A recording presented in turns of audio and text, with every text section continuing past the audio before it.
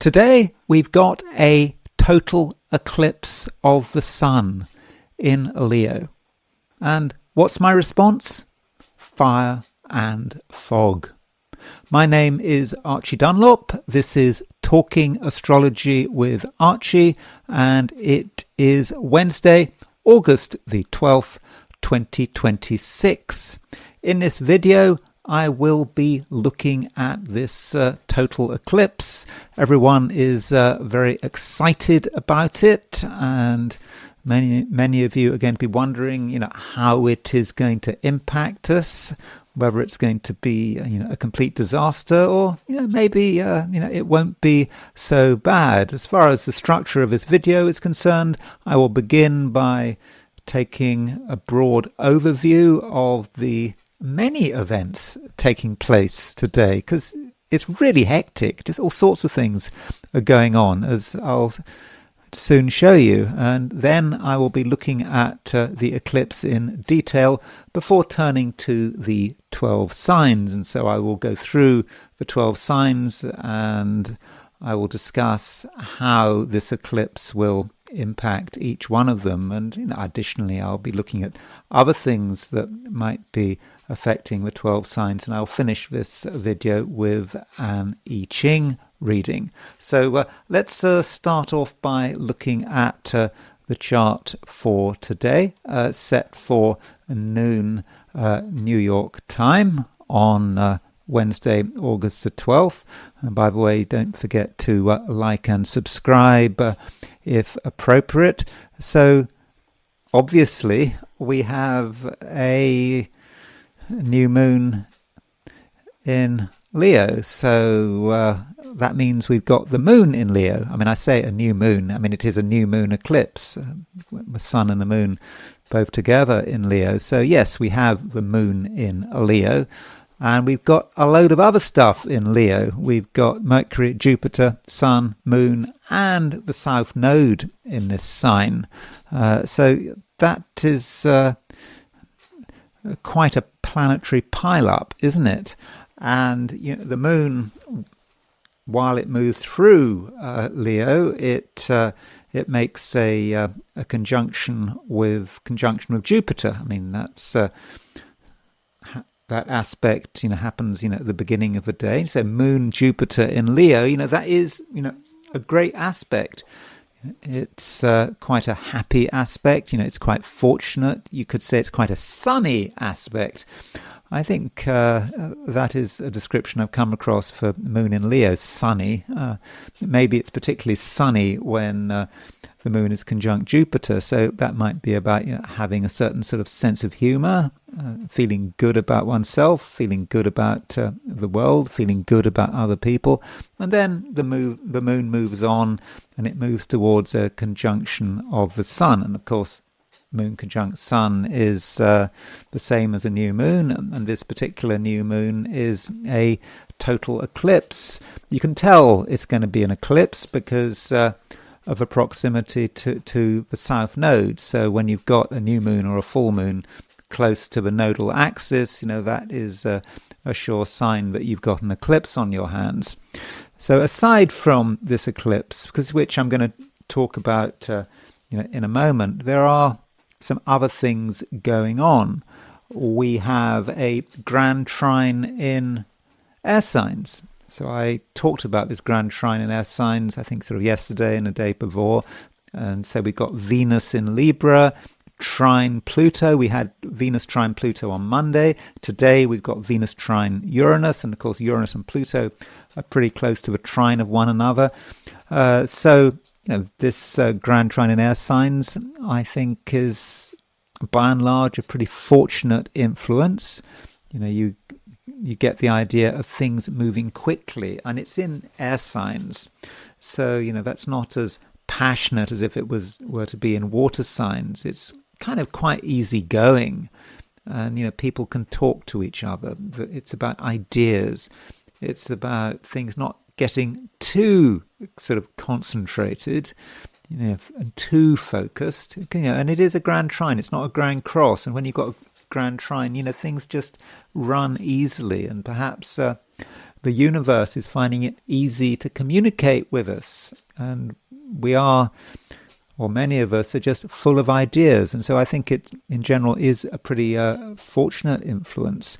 But things aren't entirely trivial. Mercury is making an opposition to Pluto. So Mercury in Leo is making an exact opposition to Pluto at the beginning of the day.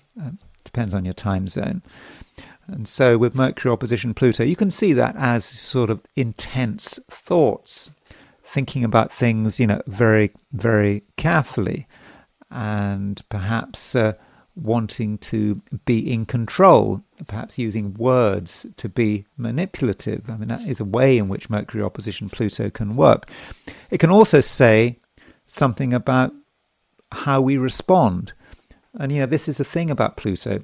Pluto can work by making us sort of obsessed about power and wanting to be in control, but it can work the opposite way. It can be about being afraid of power. And so Mercury opposition Pluto might mean that some people are nervous. They don't want to express themselves because they're afraid of the consequences. So it's not necessarily an easy influence. And Mercury doesn't just make a opposition to Pluto, it also makes a trine to Neptune. And so, Mercury trine Neptune, you might say that has a certain psychic feel to it. Being able to just understand things, just understand what someone is thinking, just understand the vibes, just being able to just pick up people's thoughts and feelings just on some sort of hidden wavelength. And also this Mercury trine Neptune, it is in fire sign, so there is a certain intuition there, just suddenly understanding. It all makes sense. Everything is a bit chaotic. We don't know what someone is planning. We don't understand their motivations, and suddenly we get it. It's all crystal clear, and it becomes crystal clear just in a single moment. It's just together, and so that's is a moment of perhaps inspiration. And additionally, we have Mercury making a sextile to Uranus. So you can see that Mercury is kind of trying to join Barbo's famous basket, Uranus, Neptune and Pluto, all at around 4 or 5 degrees, or 3 degrees in the case of Pluto. Well, 4 or 5 degrees. And then Mercury at 5 degrees is sort of making a trine to Pluto. It's making a sextile to Neptune. And so it's, what else? Mercury is making, Mercury is making a sextile to Uranus, it's making a trine to Neptune, and it's making an opposition to Pluto. So Mercury is kind of forming the basket. And so with Mercury sextile Uranus, that is quite an excitable combination, particularly on a verbal level. But not just a verbal level, it's about inspiration, it's about the way we're thinking. And so you could say Mercury sextile Uranus, we suddenly get ideas, and that ties in very well with the grand trine and air signs. So I think at many levels, it is a day when we can be inspired, when things might just occur to us, out of the blue. And then we have... we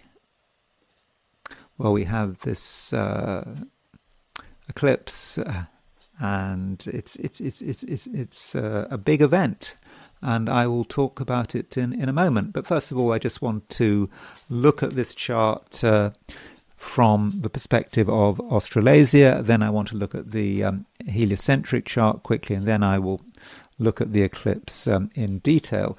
So turning to the chart for Australia, and this chart is set for Sydney, because there is a big difference between the time zone of Australasia and East Asia and that of the US. So the planets are just a little bit earlier, and so at noon Sydney time, the moon is at 10 degrees Leo, and it's 9 degrees short of the eclipse.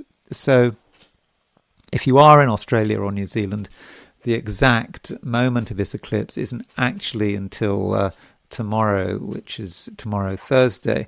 And perhaps the main aspect to consider is the conjunction between the Moon and Jupiter and Mercury opposition Pluto. And the Moon-Jupiter conjunction, as I've just said, I think it's a very fortunate aspect. It's a very positive aspect, but also Mercury is opposition Pluto, so maybe we can bring them together. So perhaps if you are in Australasia, then you maybe can use your enthusiasm and happy-go-lucky approach to, in this kind of rather manipulative kind of way, get things to move in your direction.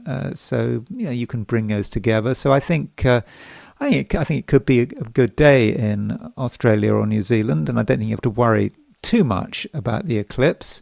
But that Mercury opposition Pluto, that does have to be negotiated. It might not necessarily be a particularly easy aspect.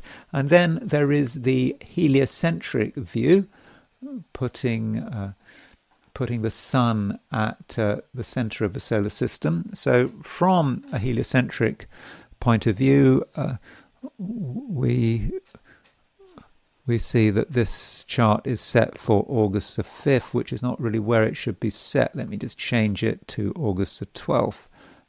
Sorry about that.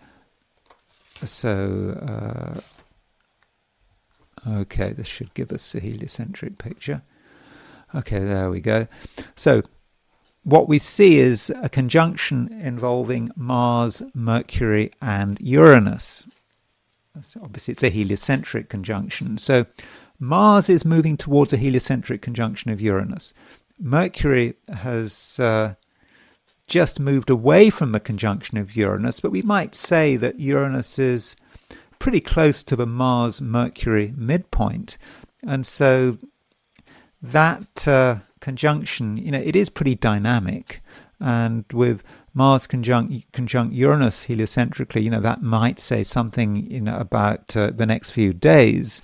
That as Mars moves towards a heliocentric conjunction of Uranus, that could stir things up, and it could suggest, things going wrong, accidents, a certain amount of anger, people feeling they want to, express themselves even violently, but especially on a collective level. And Mercury is picking up on it also. And we know with Uranus on the Mercury-Mars midpoint right now, heliocentrically, that could indicate verbal anger and people just expressing themselves verbally in a way that could be unexpected, and perhaps rather dramatic.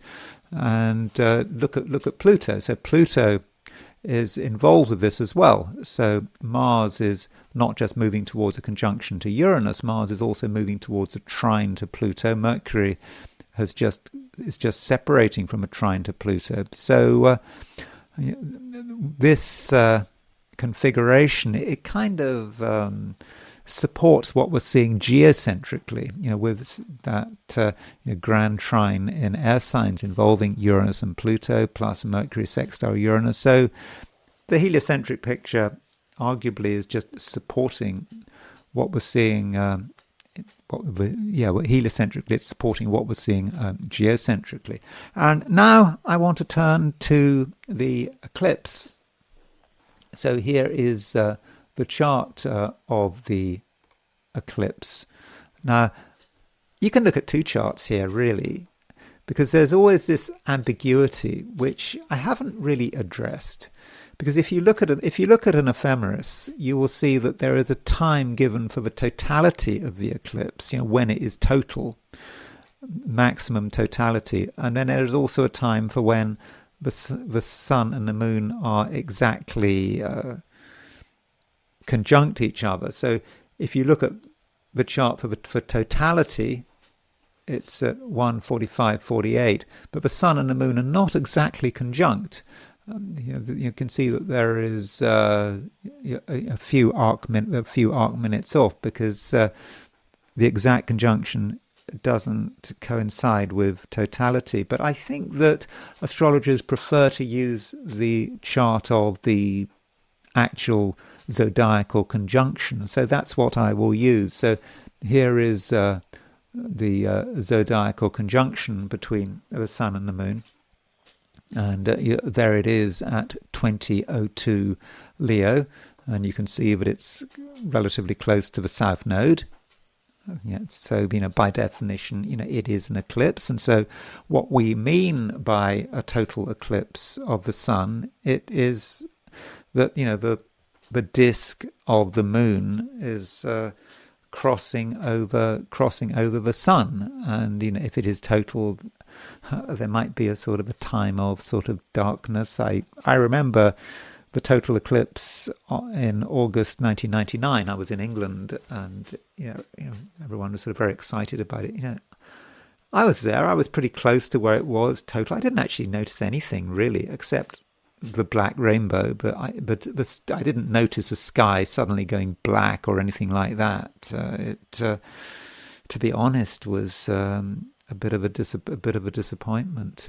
So that was my experience of the August 1999 one. So as far as what this eclipse is all about, well, we can just see it as a special type of new moon. The sun and the moon are together from the Earth's perspective. It's the beginning of a new lunar cycle, and in that sense you could regard it as being quite positive. That the moon had been waning for a long time, and when the moon is waning, things are unfortunate. It's not a good time to start things when the moon is waning. I started my the membership section of this channel while the moon is waning. The reason I did that, because I thought there was other stuff going on which seemed to me to be pretty fortunate. So as far as always starting things when the moon is waxing, or when you're trying to make a decision about when to begin a new project, or you do need to take a balanced approach. So just because the moon is waning doesn't mean it's universally bad. Anyway, with this new moon eclipse, it is a new lunar cycle, so that may be a cause for optimism. And it's in Leo, so the sun is in Leo. It's a very strong Leo eclipse, because it takes place when you've got 4 planets in Leo. So it's not just a new beginning, but it's perhaps very powerful with this really strong sun. And there is a question about whether or not the moon is weakened by the sun because it's so strong, or is the moon weakening the sun? I mean, that's a bit of a contradiction, but from a terrestrial perspective, when you have a total eclipse of the sun, that means that the moon is crossing the body of the sun and is therefore blocking the sun. So you could argue that the moon is in some way being the aggressor. The moon is sort of damaging the sun, from the Earth's perspective. Yet, astrologically, the moon is completely combust. It's burnt up by the sun, and we have a very strong sun in Leo, in its own sign. So, as far as my description of this eclipse is concerned, I said fire and fog. Well, I think you can see the fire. I mean, there is a lot of fire here. We have got 4 planets in a fire sign, plus we've got Saturn in Aries. So there are 5 traditional planets in fire signs. So in general, it's really fiery. And it being fiery, it kind of sounds exciting, doesn't it? Eclipse in Leo. Things are going to be happening. We can make things happen. And Leo is perhaps quite an exciting sign. And so that's one way of looking at it. But what about the fog? Oh yes, there is fog. And I'll tell you why I think there's fog. It's because of Neptune, of course. And if you look at Neptune, Neptune is at 4 degrees 5 Aries. So at the beginning of the day, end of yesterday, the Sun and Neptune were exactly sesquiquadrate. I mean, the Sun has moved on. At the time of this eclipse, the Sun is sesquiquadrate Neptune, by about 1 degree, a bit under, and the same with the Moon. So there is a Neptune feel to this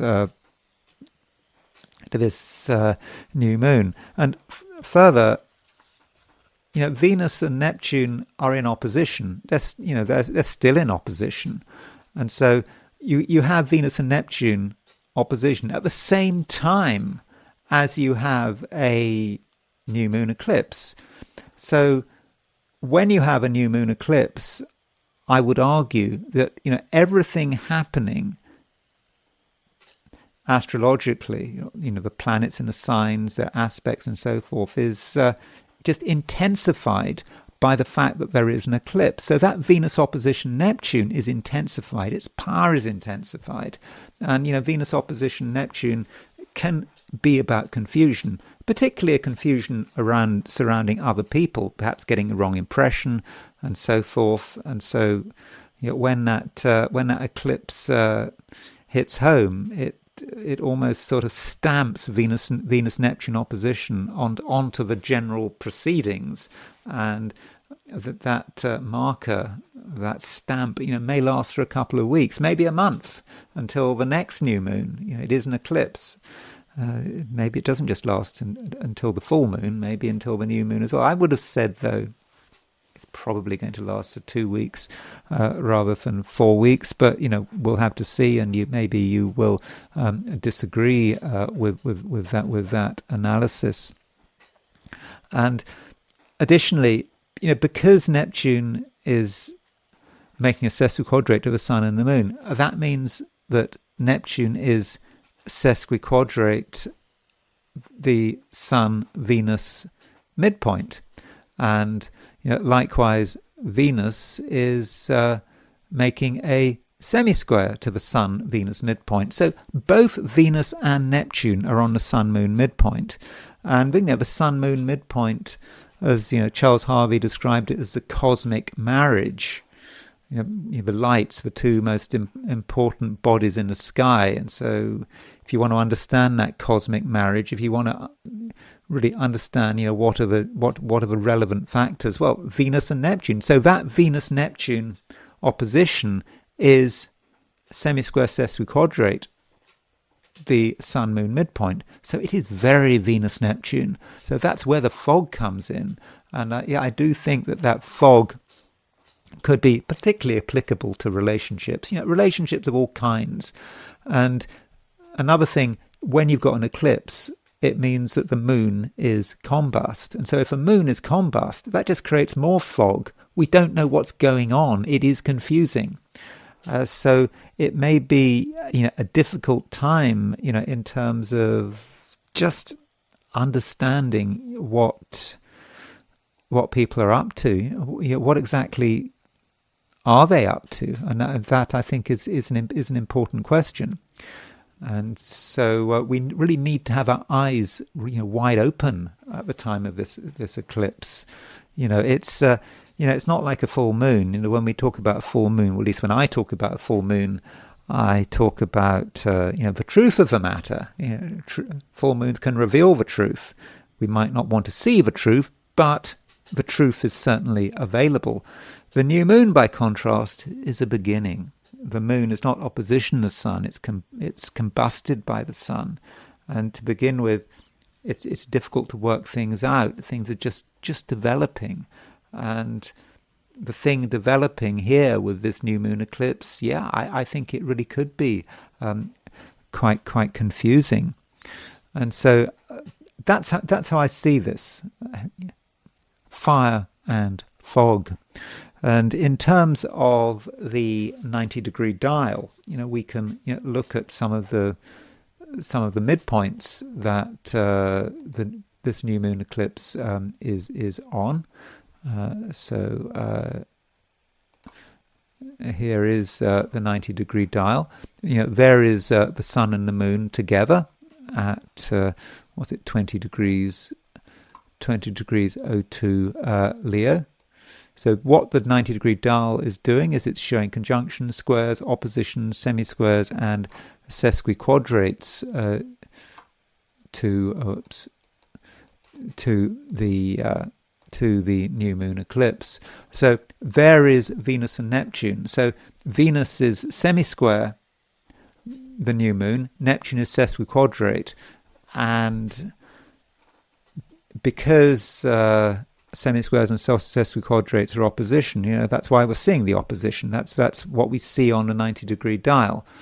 And so that's why I think that Venus and Neptune really colour how this new moon eclipse is going to work. And in fact, the planet which is really closest to the new moon, or rather the midpoint pair, which is really closest, is actually the Venus-Neptune midpoint. The Venus-Neptune midpoint is only 2 arc minutes from the new moon, at least using a sort of semi-square sesquiquadrate. So we have the Venus-Neptune midpoint is where's it gone? Is at 4 degrees 19 Capricorn. So that is sesquiquadrate. What was it? Sorry, 4 degrees 59 Capricorn. Sorry, so that's really close to the sesquiquadrate. So that really shows you what I mean with that Venus Neptune. And there are other planetary pairs going on. We have the Mercury Uranus midpoint. So if we look at the midpoints, there's Venus and Neptune, and there is Mercury and Uranus. And remember, Mercury and Uranus are sextile one another. So they already have Mercury and Uranus are powerfully lined up with one another by sextile. So when you put the new moon on the Mercury sextile on the Mercury Uranus midpoint, that gives the new moon quite an inspired quality. It is about sudden realizations, and that might be how the new moon manifests. We suddenly get it. We suddenly have a thought. We have another thought, and it just becomes clear. And so that, I think, is quite a positive side to this new moon. And so I think it is it is quite powerful. So we're just seeing that sort of contradiction. You've got the fire side of this new moon, the inspiration, the dynamism, but you've also got the fog, and you've somehow got to balance them and just be careful. You might have a genuine inspiration, but at the same time, you might have a set of thoughts which just lead you in the wrong direction. There is a lot of fog, and I think that fog could be sort of exacerbated by the influence of other people. Now, when one's looking at the new moon, we know one thing that's going on at the same time as we have this new moon. Mars is on the Aries point, or rather, Mars is on the solstice point. So Mars is at around 1 degree Cancer. And so I wondered whether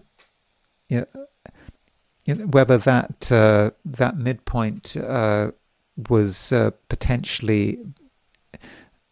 I wondered whether the new moon and Mars were in any way configured, because I think that's important.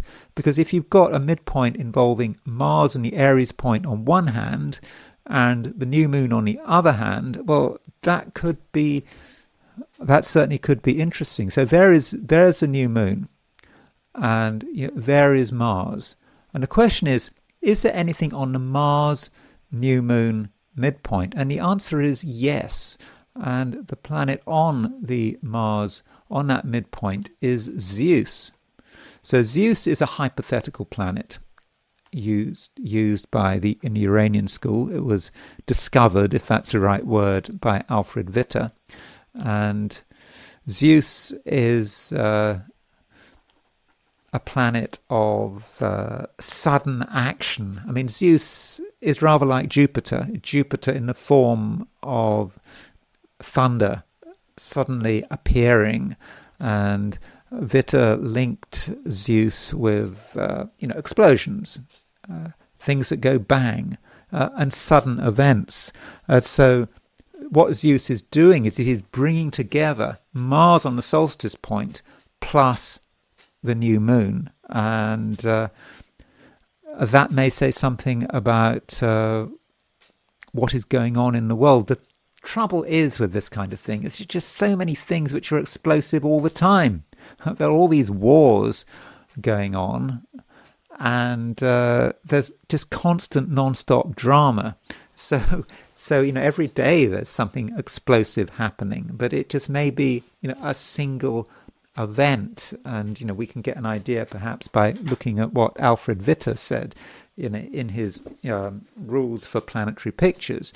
So what one can do is, for example, look at the Sun-Mars midpoint. So the Sun-Mars midpoint, as you can imagine, is quite a violent midpoint. Sun and Mars, these two masculine planets, they're quite action orientated. And so Witte says of Sun and Mars, the active man. Of course, the Sun and the Mars are sort of quite male energies, and so that's why Witte describes Sun and Mars together as the man, the husband, the active man, the soldier. So it's possible that Zeus on the Sun-Mars midpoint is going to have more of an impact on men than women. But then on the other hand, Zeus is also on the Moon-Mars midpoint. And Witte says about Zeus on the Sun-Mars midpoint, he says, the producer, manufacturer, fighter, sharpshooter, energetically active man, the highest physical or mental effort.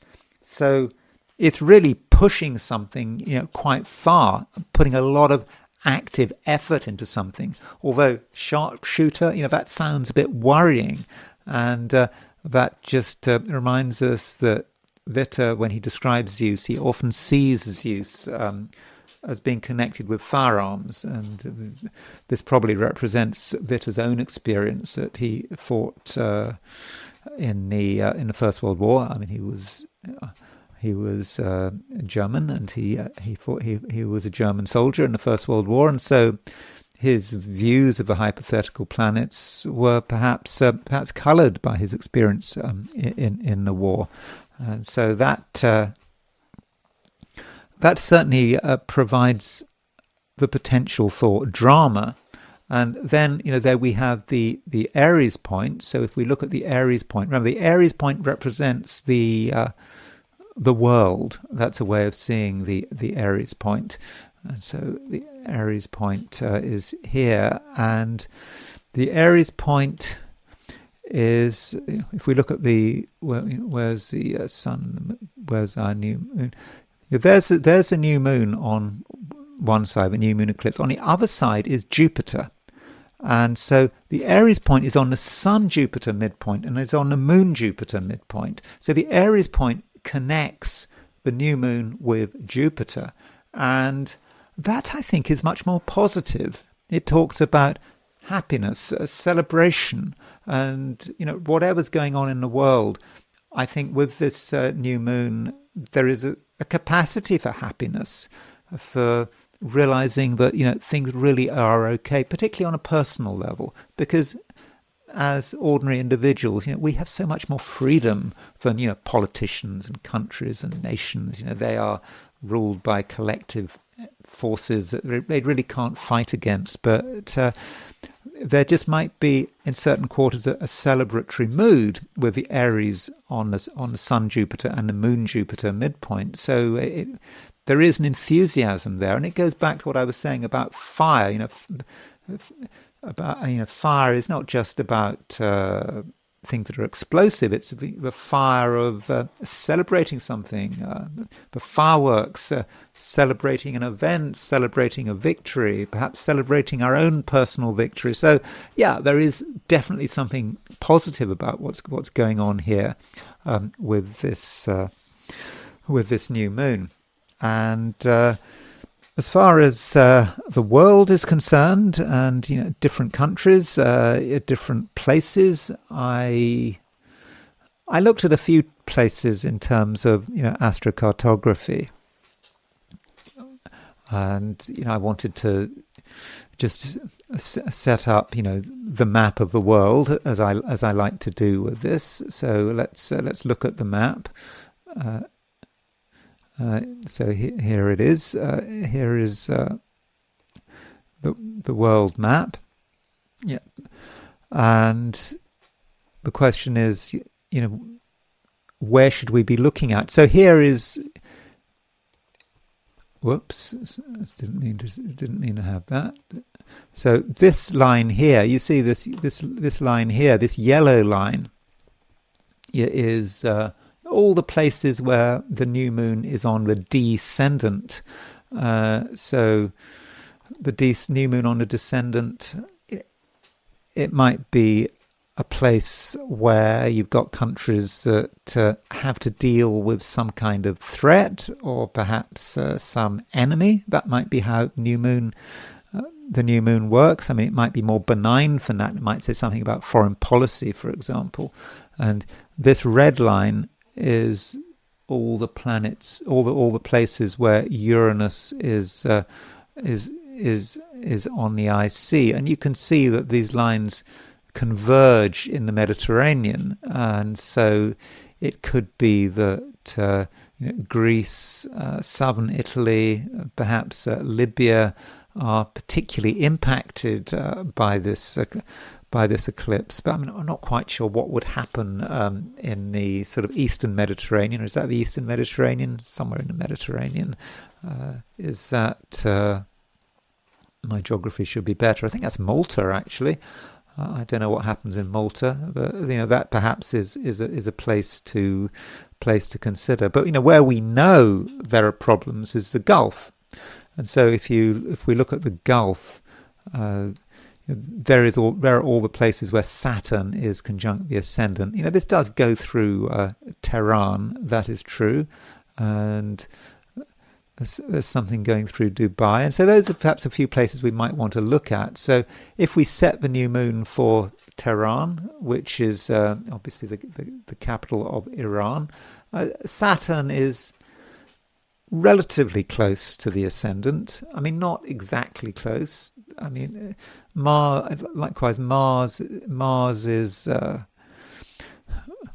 quite close to the IC. I mean, we know, don't know, but it's very likely that something is going to be happening in Iran, and there's a certain symmetry there, if you can see this. So you've got Saturn at 4 degrees short of the ascendant. You've got Mars 4 degrees short of the IC. So you could draw a line and say that the ascendant midheaven midpoint is conjunct the Mars-Saturn midpoint set for Tehran. So I think that this eclipse is probably going to have a somewhat negative impact on Iran.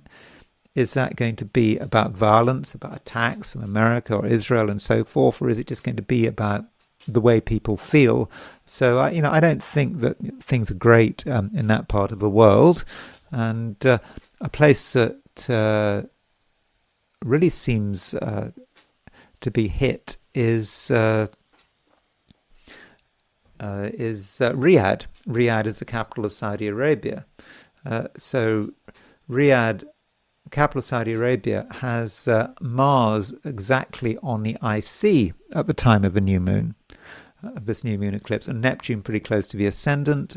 You've got the Venus-Neptune opposition right across the ascendant and the descendant, and then Mars on the IC. So maybe Saudi Arabia is somewhere to look out for as well. But so I think we can see from that new moon chart that there is continued pressure on the whole sort of Gulf region, and then a few places that might be impacted by the new moon in terms of their horoscopes, or in terms of countries. Well, there is Ireland.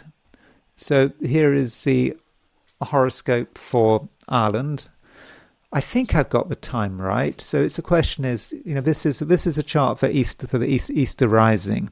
Obviously, during Easter Rising, the country was controlled by the British in the same way that July the 4th, 1776, the United States was controlled by the British, even though there was a declaration of independence. But that doesn't mean to say one shouldn't look at the July the 4th, 1776 horoscope. It seems to work very well. And likewise with Ireland, I think it's absolutely reasonable to see the Easter Rising chart when there was an uprising against the British as being valid. Now, I think the declaration was made when Leo was rising. I think I make it 1934, Leo. I know there are going to be disagreements about when that time is, but if 1934 Leo was a rising degree, and for the Declaration of Independence, there was a particular declaration that was made. Was that on the steps of a post office? I don't know, something like that, in Dublin.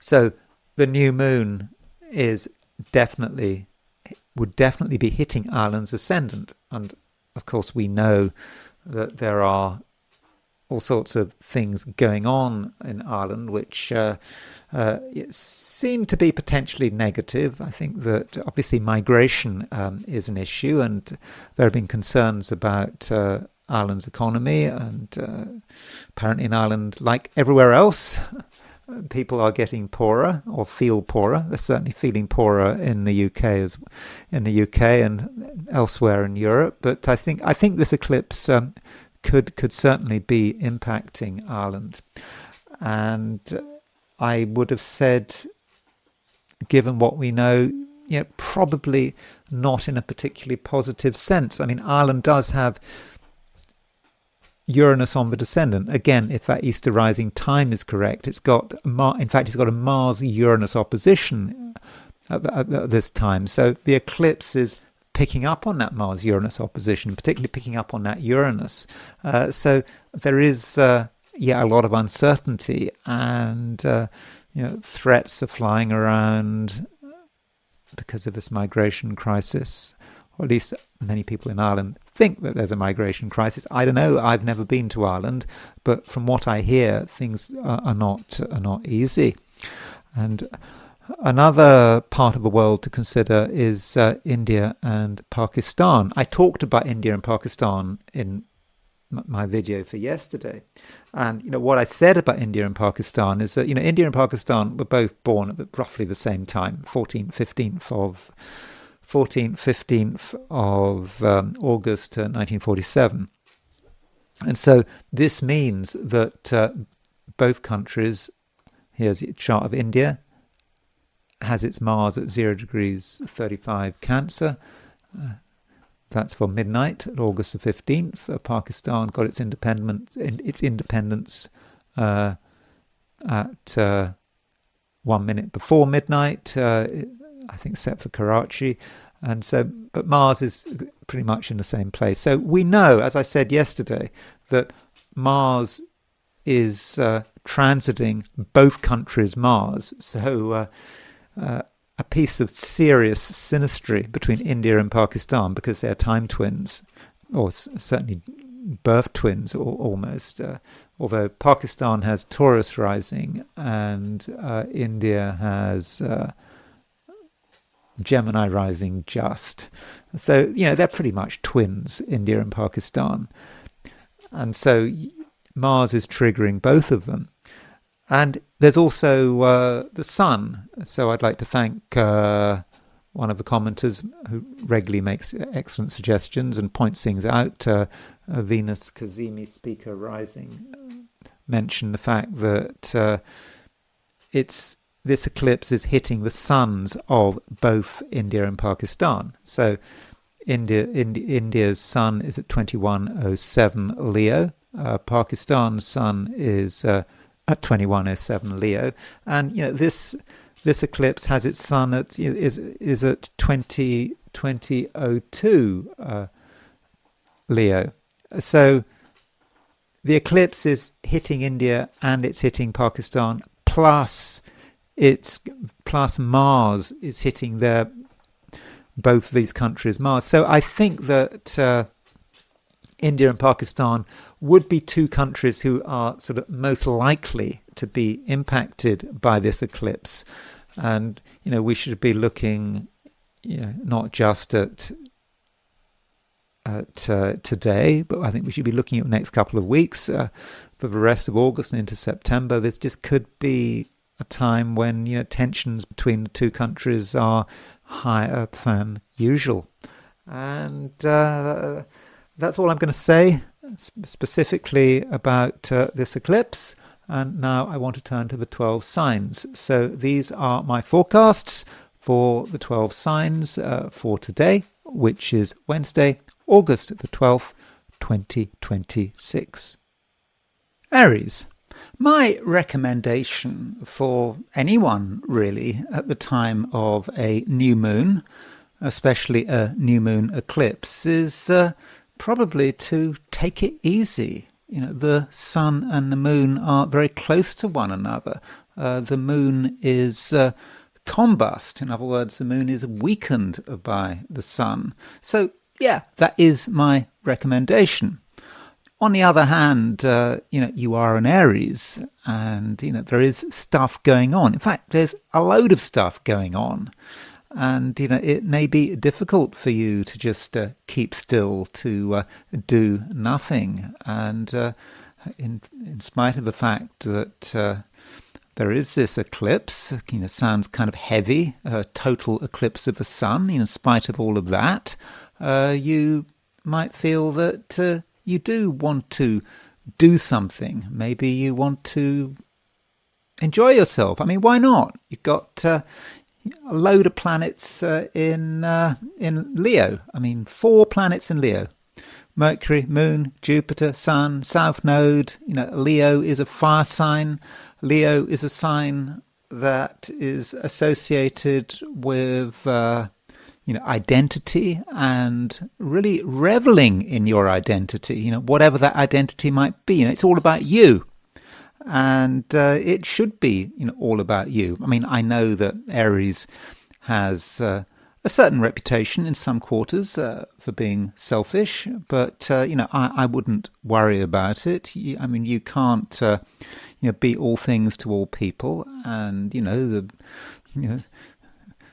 the day starts with the moon making a conjunction to Jupiter. Jupiter in Leo, moon making that conjunction. That is a good aspect. That moon Jupiter conjunction. It's an aspect that is very positive. Can see things in the best possible light, and it is a time perhaps to just feel your freedom, to enjoy your freedom. And in fact, Aries, you certainly have the capacity to really take the initiative in quite a dramatic way if you want. I'm not saying you should, but if you want to do something suddenly, which no one expects, no one anticipates, you just do it. And in a way, the new moon energy might be represented by you. You could be the new beginning in terms of what's going on around you. You take the initiative, but other people have to respond, and I think that is that's all very, very positive. But, as I said, it is a complicated day. I mean, maybe complicated is the wrong word, but it's just there's lots of different things and perhaps lots of different choices. And we shouldn't completely dismiss the fact that Mars has moved into Cancer. Now, Mars moving into Cancer, is something I talked about yesterday. And I talked about Mars in Cancer as something that was happening, over a period of 6 weeks, until now, when is it, sort of between now and the 27th and the 28th of September, right at the end of September. So Mars moving through Cancer. And, we can say the usual stuff about Mars moving through Cancer. It's a time to be home orientated. Mars is your planet, is your ruler.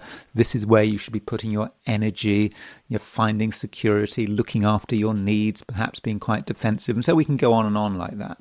But, as far as today is concerned, maybe we should just regard Mars as being on the solstice point and not worry too much about its exact sign placing. So yesterday, Mars was on the solstice point. It's still there. I mean, Mars is now, at noon New York time, is at 0 degrees 52 Cancer. So it's still in the first degree of Cancer. And so Mars on the first degree of Cancer, it's quite primal, and the solstice represents the world around you. The solstice point is square the Aries point. Alfred Witter talked about Mars and Aries as being a very sort of natural kind of energy. And as I think I was saying yesterday, you, in a way, you are a force of nature, and so perhaps you shouldn't dwell too much right now on the fact that Mars is in Cancer, and instead, just think about what you can do, and ask yourself, where are your limits? You can't do everything. Certainly, I can see the possibility of getting into trouble if you're just here, there, and everywhere, and with this new moon. I'm saying this to everyone. The title of this video, fire and fog. There is a certain amount of fog with this new moon eclipse. Not everything is straightforward, and you might feel that you just want to do something in a natural and spontaneous way, and it might not. It might not entirely work out. Perhaps because you can't entirely see in front of you. There is a bit, there is fog, and it's possible you reach the wrong conclusions. But if you just listen to your intuition rather than your feelings, I always like to emphasize it is a difference between your intuition and feelings. They are different. But if you can really understand how it all clicks together, then I think that you should be okay. And when we're talking about a new moon eclipse, this is not something that is just about today. I mean, a new moon eclipse should continue for the next fortnight. We've got a full moon coming up in 2 weeks' time, and that full moon will be in Pisces, isn't it? I mean, it's something like 4 degrees Pisces. And so, over the next couple of weeks, I think you can really feel this new moon energy. And I've talked about you having the capacity to enjoy yourself, maybe in a slightly selfish way. But if something feels good, is good, and you're spontaneous, indeed a force of nature, then why should it stop you? And then there is the issue of relationships. This is something I kind of have to talk about. I would not regard it as my specialization, because the problem about astrology and relationships, as I like to say, is that it creates false expectations, and if there's a lot of scope for disappointment, particularly now when you've got Venus opposition Neptune. We can't deny the fact that Venus is in Libra. It's in your opposite sign, and Venus in Libra can represent another person, perhaps someone new who's arrived on the scene. Venus in Libra in its own sign. That could be someone who is, someone who probably can be trusted. It's a dignified planet. And, at the same time, we've got all these planets in Leo, and some astrologers are of the view that the fifth house is connected with love and romance. I mean, there is a bit of a controversy about it. I certainly remember in the 1980s when I started studying astrology, there were some quite serious arguments about whether or not the fifth house had anything to do with relationships. But, you can see the argument. The fifth house is about enjoying oneself. It's not about the serious side of a relationship. It's about the fun side of a relationship.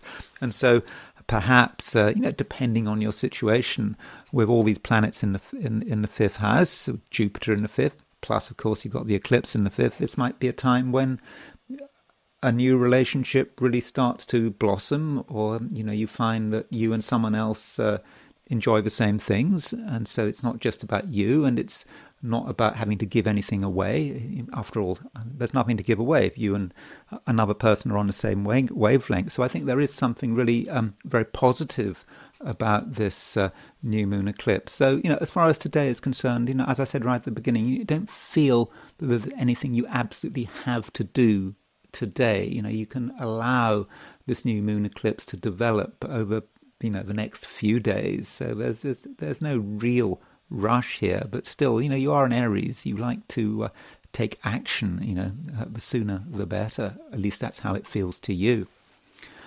Taurus, the eclipse can't really be avoided, and it is an eclipse which does have an impact on you.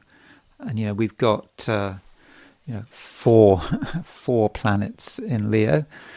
And, that's a lot of planets. And, of course, Leo, is a fixed sign. And Leo, is about, what is important to you, what matters.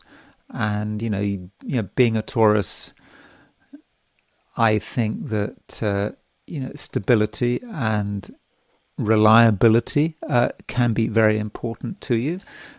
You want to make sure that things are, properly anchored. You don't want to sort of go drifting off on tangents, and you want to be in a situation where you can have a certain degree of trust. You don't want to be let down, and perhaps this eclipse, it is a new moon eclipse. It is a new beginning, and so in terms of what this new beginning is about, it's a new beginning in terms of perhaps rediscovering what is really important to you.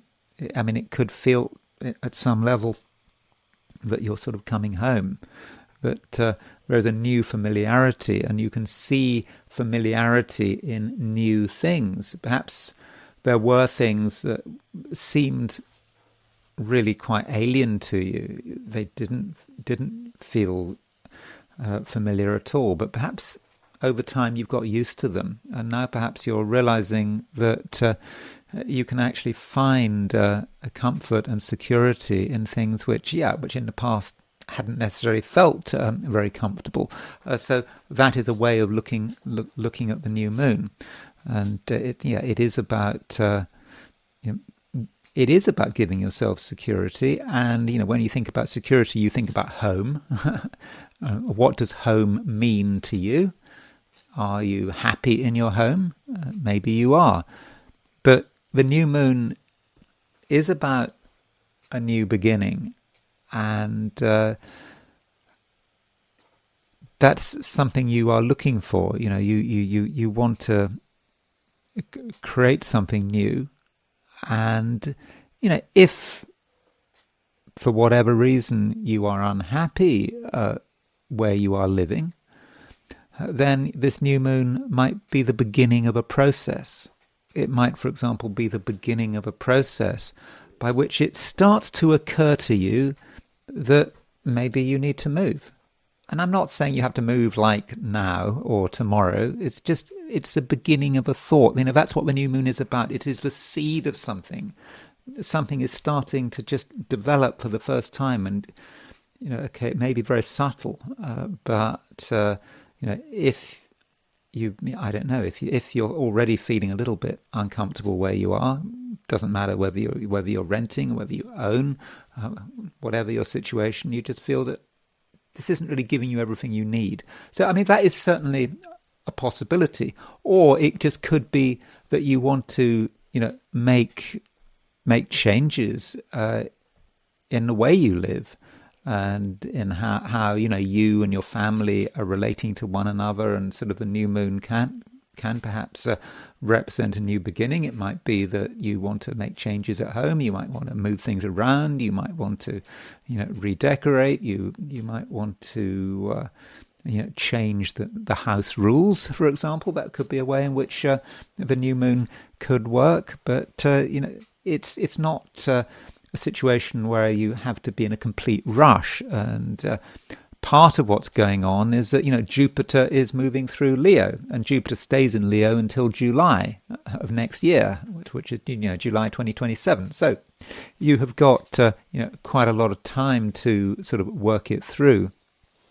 But yes, the new moon might be the beginning of something quite important, where you start to define what security means to you, and you can identify what makes you feel insecure, and then you can do something about it. So I'm thinking that this new moon, in many respects, can be something entirely positive, but you don't want to be too extreme. I mean, it's good to focus on what you know and trust, but you could take things too far. And you should not forget that the South Node is in Leo. The North Node is in Aquarius. Don't forget about poor Aquarius. A lot of planets in Leo. So when you have this build-up in Leo, what can happen is you suddenly get some activity in the opposite sign. That Aquarius starts to buzz, and it says, I'm here. I need you. You need to pay attention to me. That's what Aquarius is saying, especially as the North Node is in Aquarius. And so, what is Aquarius about? I mean, part of what Aquarius is about is certainly being independent. It's about being original. It's, for example, thinking about how you're going to bring new technology into your life. Some Taurians do have a Luddite streak. A Luddite, if you don't know, and the Luddites were, I think, a group during the Industrial Revolution. They like to smash up machinery, and I think Luddites, haven't quite gone away. With technology and AI, I think a lot of people are finding are sort of tuning into their inner Luddite. And so, sometimes you've got to embrace the future, and that's part of what Aquarius is telling you. Additionally, Aquarius, from a specifically Taurian perspective, is about the outside world. It's about how you address the outside world. That might be your social activities, it could be your work, how you're trying to project yourself forward. And just don't forget that. I mean, part of you wants to forget it. You just want to just sort out your own particular interests and not have to worry about anything else. But that North Node is saying, there are other things to consider. And, Mercury in Leo is making an opposition to Pluto. So we've got a Mercury opposition Pluto. And I think that this Mercury opposition Pluto today, it's a really busy day. There's loads of stuff happening today. And so Mercury opposition Pluto can just be something challenging you. Something out there is challenging you to think. And once you start thinking, things can happen.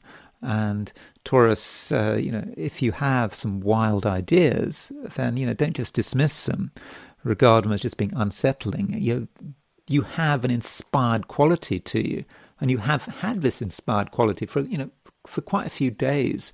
And so if you have a sudden inspiration about what needs to be done, then, take it seriously. I'm not saying that you should immediately go and do anything crazy, but allow yourself to be inspired, and don't be unsettled by it, and don't be unsettled by what you hear, what you read, because all of this might be suggesting what the future is. And of course, if you have a proper attitude to the future, then you are actually giving yourself real security, because that's where security lies. I mean, you're thinking about the future. You want to make sure you're secure in the future, and you want to be aware of what challenges are coming up and how you can best align yourself to this future. Gemini. There is a lot happening today. I mean, there just is. I mean, it's that kind of day. And as far as you're concerned, there are a few challenges, and Mercury is making an opposition to Pluto, and it's also making a trine to Neptune. So those two aspects are somewhat otherworldly, and Geminis can be quite skeptical. They like to be logical, but sometimes there are just things going on that cannot be ignored, but maybe at the same time they cannot be entirely explained, and so perhaps that relates to your spirituality or your your psychic abilities, perhaps, and it just might feel ever so slightly uncomfortable. There might be a bit of a sort of a shiver there, and I'm feeling a little bit nervous myself talking about it. I don't know why. I mean, obviously, I've got my sun in Gemini.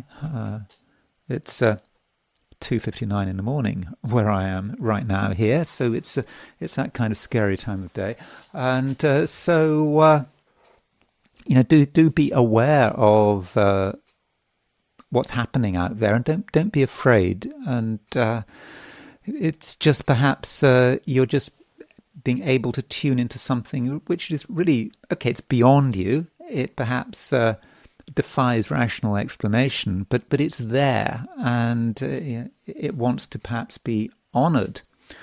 And so if you have thoughts and feelings and just a belief or a realization that something is out there, again, don't be worried about it.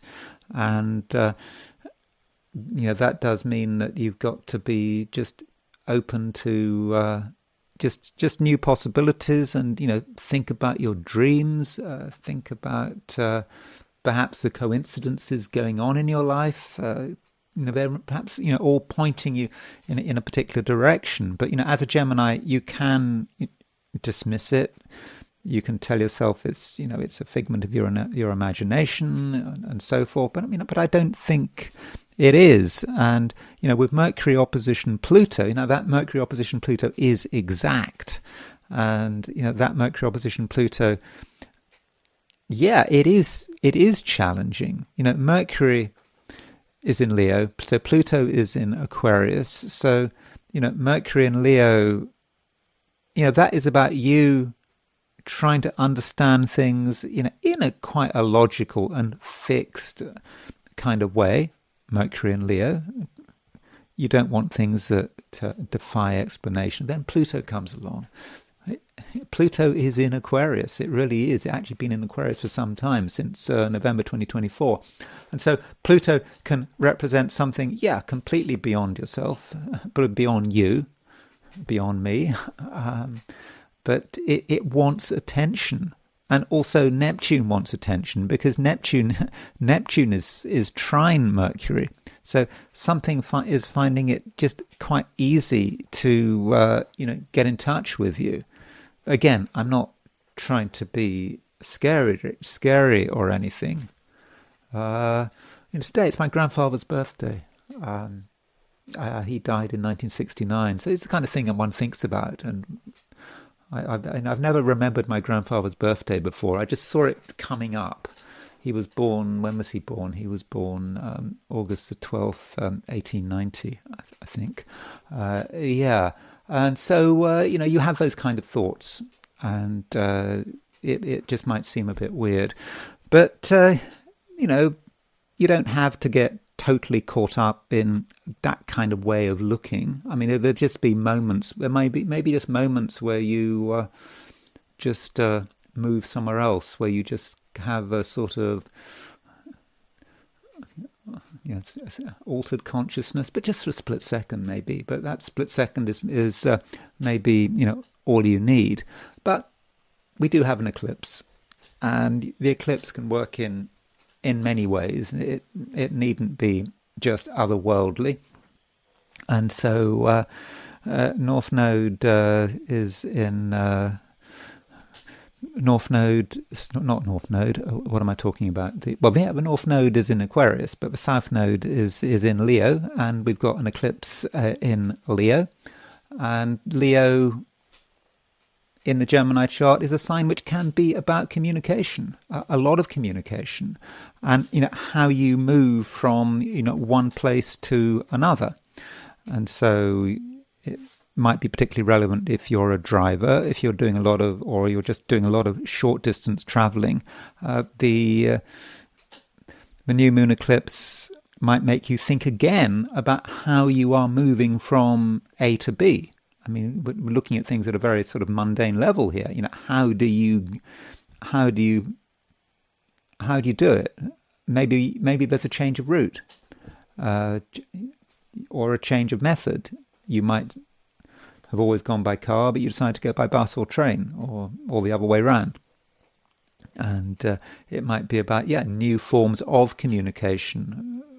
I mean, it could be as simple as loading something new on your phone, I don't know, like Signal or WhatsApp or whatever. Communication, really, does matter. And, you need to think about perhaps, who you are communicating with. And, with this new moon eclipse, for example, might say something about, the people around you. Neighbours, for example, have you been talking to your neighbours recently? Have you ever talked to your neighbours? They're just maybe people you just meet all the time. You never talk to them. You just say hello, and there may be an opportunity to start a conversation. And that might actually be a very good way of, actually using this new moon eclipse. A conversation can lead in many different directions, and some of those directions, Gemini, could actually be quite surprising. Cancer. We have a new moon eclipse, total eclipse, an important part of the lunar cycle. And, you being a Cancerian, that is likely to be very relevant to you. I mean, in a general sense, you are sensitive to the lunar cycle, particularly when you have got a lunar eclipse.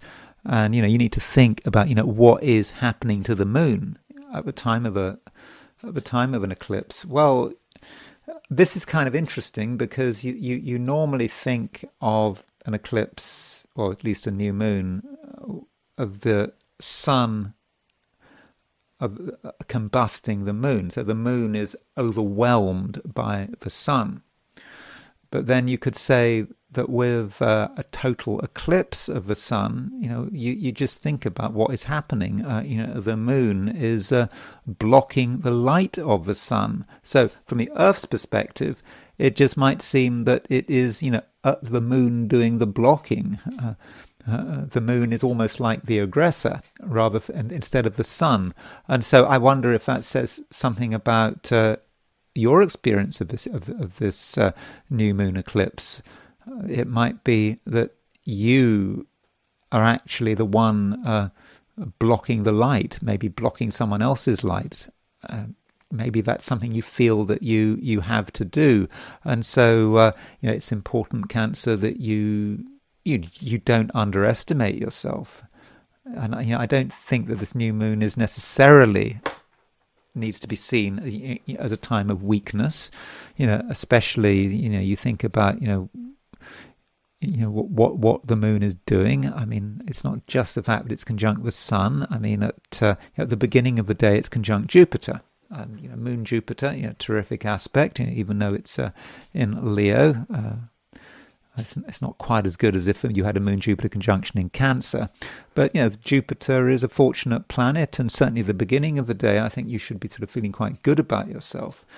And so you certainly have the opportunity at the time of this new moon eclipse to establish yourself, to establish your presence, and you might be thinking about what is important.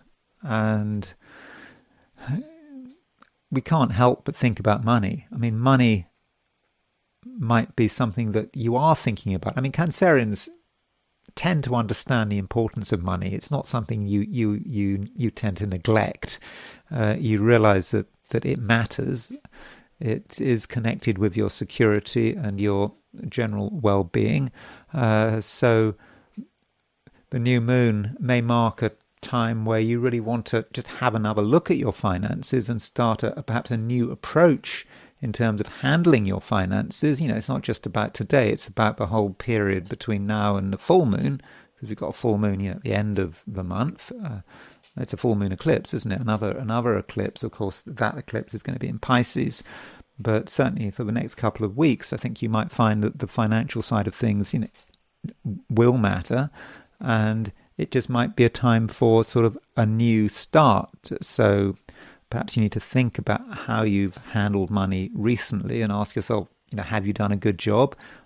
Are there still things that you need to sort out? And that may be it. It just may be as simple as that. But I mean, I do think that there are some serious questions to be asked. You should demand answers. I mean, especially as Mercury is making an opposition to Pluto. So Mercury opposition Pluto. Mercury in Leo, opposition Pluto in Aquarius. This aspect is quite intense, and it does want to get to the bottom of things.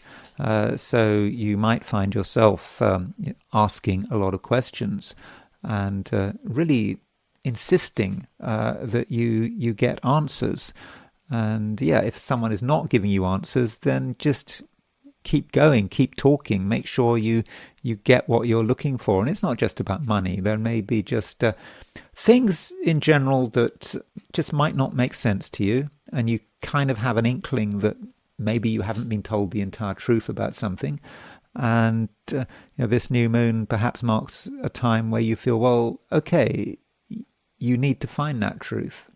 And it might be that you find the truth and it just confirms what someone was saying all along, but you need perhaps that certainty. So, do keep asking, and, just don't allow yourself to be fobbed off. This new moon, you shouldn't forget that, the moon is conjunct the sun, and I think that you shouldn't feel that today, Wednesday, that you actually have to, take any initiatives. I think you do need, I think, a bit of time to reflect. I mean, I think we all need time to reflect, regardless of our sign. But I think Cancer, it might be particularly important to you, and don't allow yourself to get too irritated with anyone or anything, because what we've got here is we've got Mars at 0 degrees Cancer at the same time as you've got a new moon eclipse. So you could argue that the new moon eclipse has kind of intensified the fact that Mars has just gone into your sign. You may really start to feel it. And, Mars moving into Cancer, I talked about this yesterday, but I think that Mars moving into Cancer, is a time when you might feel quite defensive, when you might feel that you do have to look after your own interests. And the new moon might really emphasize this. Say, this is not a situation you can just let pass. I think you have to be active, and perhaps you need to be a bit defensive and suspicious, not paranoid. But you have to sort of think about, what it means. And I mean, I think that Mars in Cancer, it has a downside. It can be that you just get a bit angry. You could brood. You keep things to yourself. You find it difficult to talk about certain things. But Mars in Cancer does need to be expressed, and it needs to be expressed in a way that is healthy and in which you really make it clear to other people what is important to you, and make it clear where your boundaries lie, with this Mars moving into Cancer. And that's something you're going to be working through over the next 6 weeks, between now and the end of September, as Mars moves through Cancer. But this new moon eclipse might represent a beginning, a time when you really can stand up for your own interests. Leo, we have a new moon eclipse, total eclipse of the sun. However you want to refer to it, we have it, and it is in your sign, and your sign is getting all the attention, isn't it? We've got 5 planets, 4 planets in Leo, plus the South Node. So it's really happening, isn't it, Leo? But the question is, how are you going to actually experience it? And is it all about Leo? Perhaps it's about something else. And the reason I'm saying that is that it's all very well looking at the 12 signs individually, as just being these neat containers, neat categories. But if something gets too strong, gets too powerful, it starts to spill. It starts to get everywhere, and in particular, it can start reaching out for its opposite. And if we're talking about the opposite, we're talking about Aquarius. And it just may be too much for Leo to handle. 4 planets in Leo, plus the South Node, plus the fact that we've got a total eclipse. And so I think that there is some movement to Aquarius. That Aquarian side of you might start to manifest. Yeah, you have got an Aquarian side to you. And I think there is always an argument to say that there's not 12 signs, there are instead 6 pairs. And so it might be that with this new moon eclipse, that you start to think about the other, and you might regard the whole thing as just being just a bit too much, and you might actually be of a view that maybe you need a bit of help. You don't have to do everything, on your own. You might feel, you're a proud Leo, you can handle everything, but sometimes it does get too much. Even the attention can get too much. I mean, the universe appears to be paying you a lot of attention at the moment with all those planets in Leo, but maybe part of you wants to switch to the other side. Aquarius, being detached, not getting a lot of attention, not demanding attention, just being comfortable with who you are, being comfortable with your sort of your independence, but not feeling you have to be totally independent. And if we've got the South Node in Leo, that means we've got the North Node in Aquarius, and so we've also got Pluto. We've also got Pluto in Aquarius, and so you might actually reach the conclusion that you don't have to do everything yourself, that you don't have to manage everything yourself, that, perhaps you can trust other people, trust certain other people. And at the very least, you can make an effort to understand, what people want and try to understand their particular perspective. And I think in many respects that is the right thing to do. And, this new moon, is a new moon eclipse. It does represent a new beginning.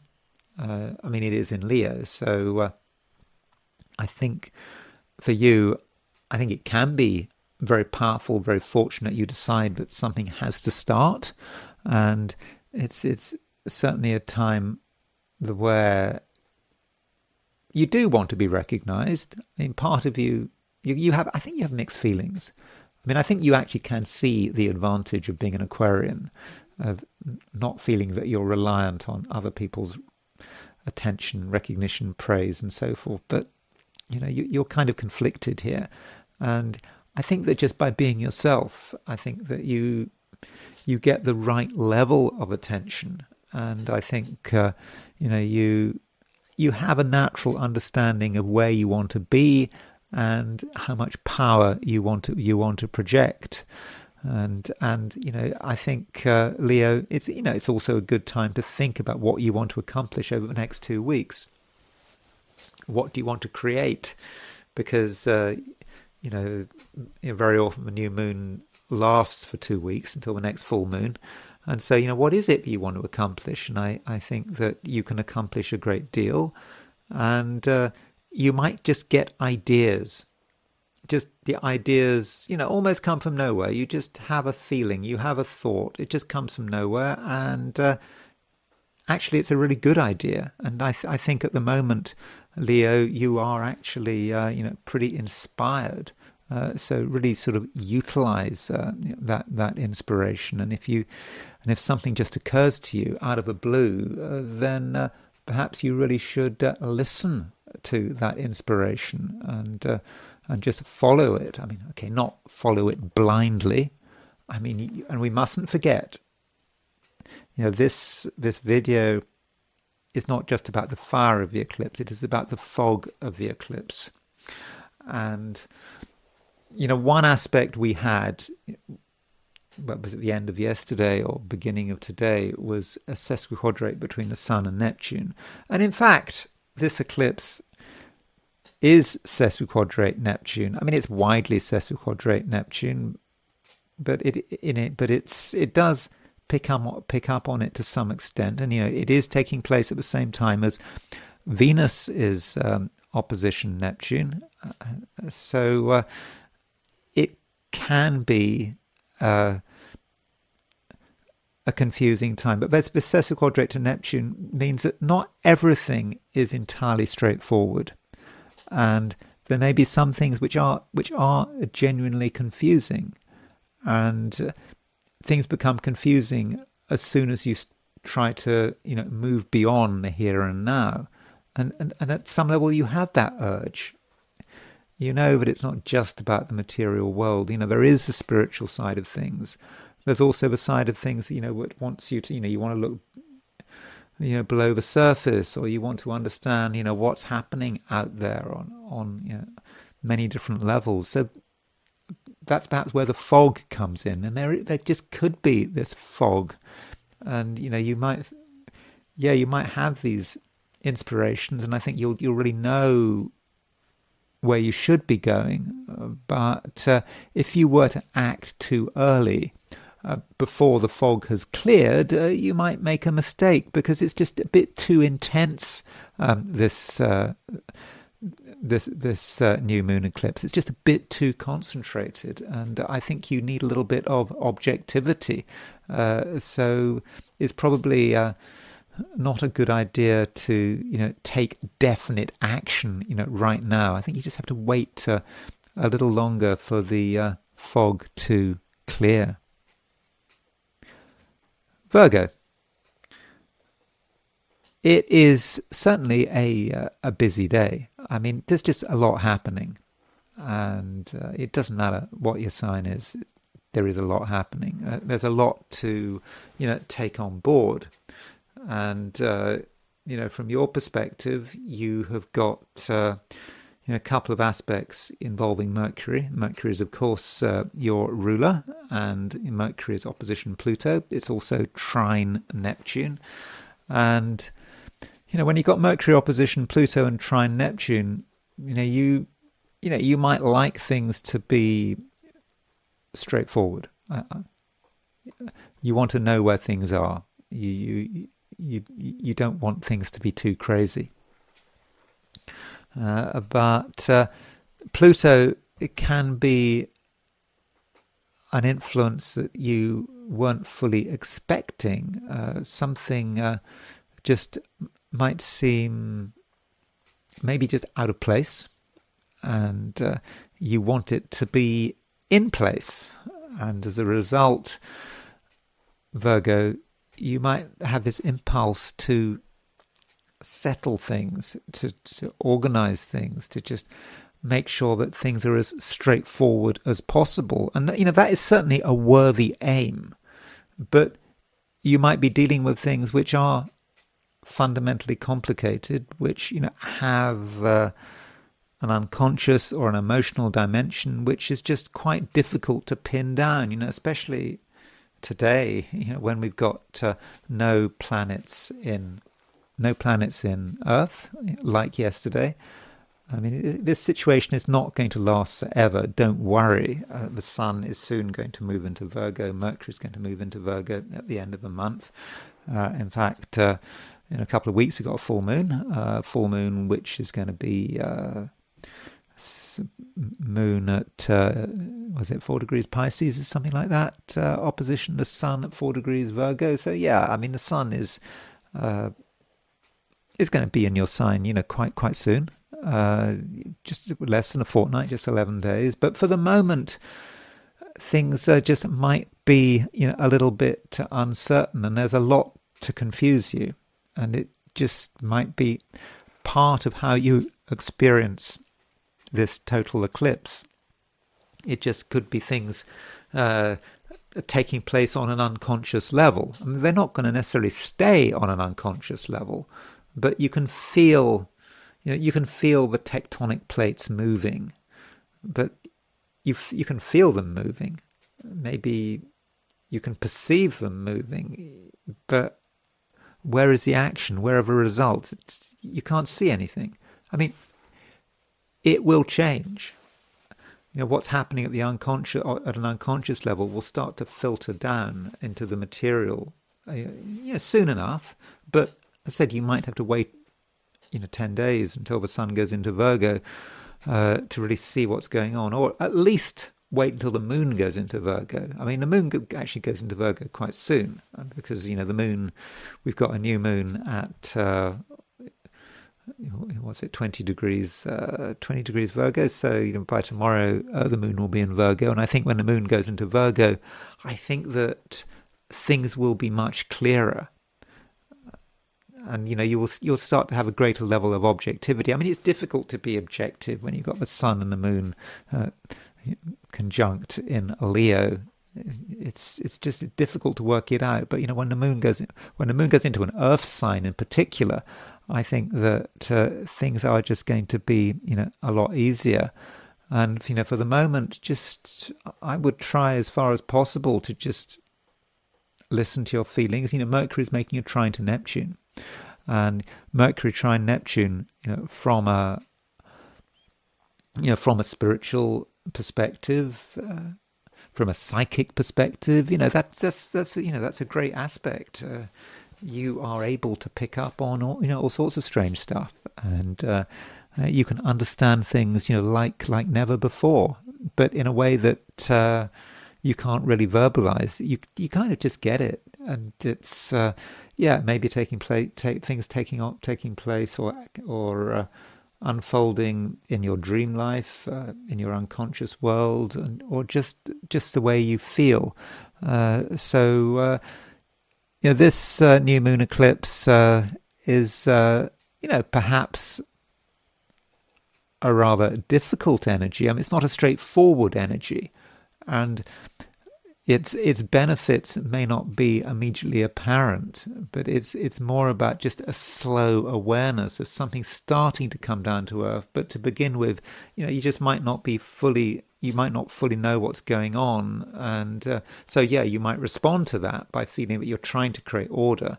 But it's difficult to create order when you've got a constantly changing situation, and the changes are not actually happening in the outside world. I think they're changing in terms of the way you feel and the way your inner world is working. But there's no need to panic. Just allow things to develop, and don't feel that you have to come to any answers. Certainly not today. But I do think things will be more straightforward tomorrow once the moon moves into your sign. Libra. We have a lot going on today. We've still got that grand trine, the grand trine in air signs that I was talking about. So this grand trine has been kind of developing, over the first part of this week. So we had on Monday Venus trine Pluto, and now today we have got Venus trine Uranus. So the inspiration and excitement of that grand trine in air signs is it's still around. In fact, you could say that you're still, at the peak of it, and it will last for a few more days. And it just feels that things are moving quickly, and your ability to understand things is moving quickly. And I think your ideas are moving quickly as well. I think your ideas, could be going into overdrive. I think your mind can come up with all sorts of different things. And so it's important, Libra, that you don't feel that you have to limit yourself. Far from it. I think it's a time when you should really explore lots of different things. Find out as much as possible, and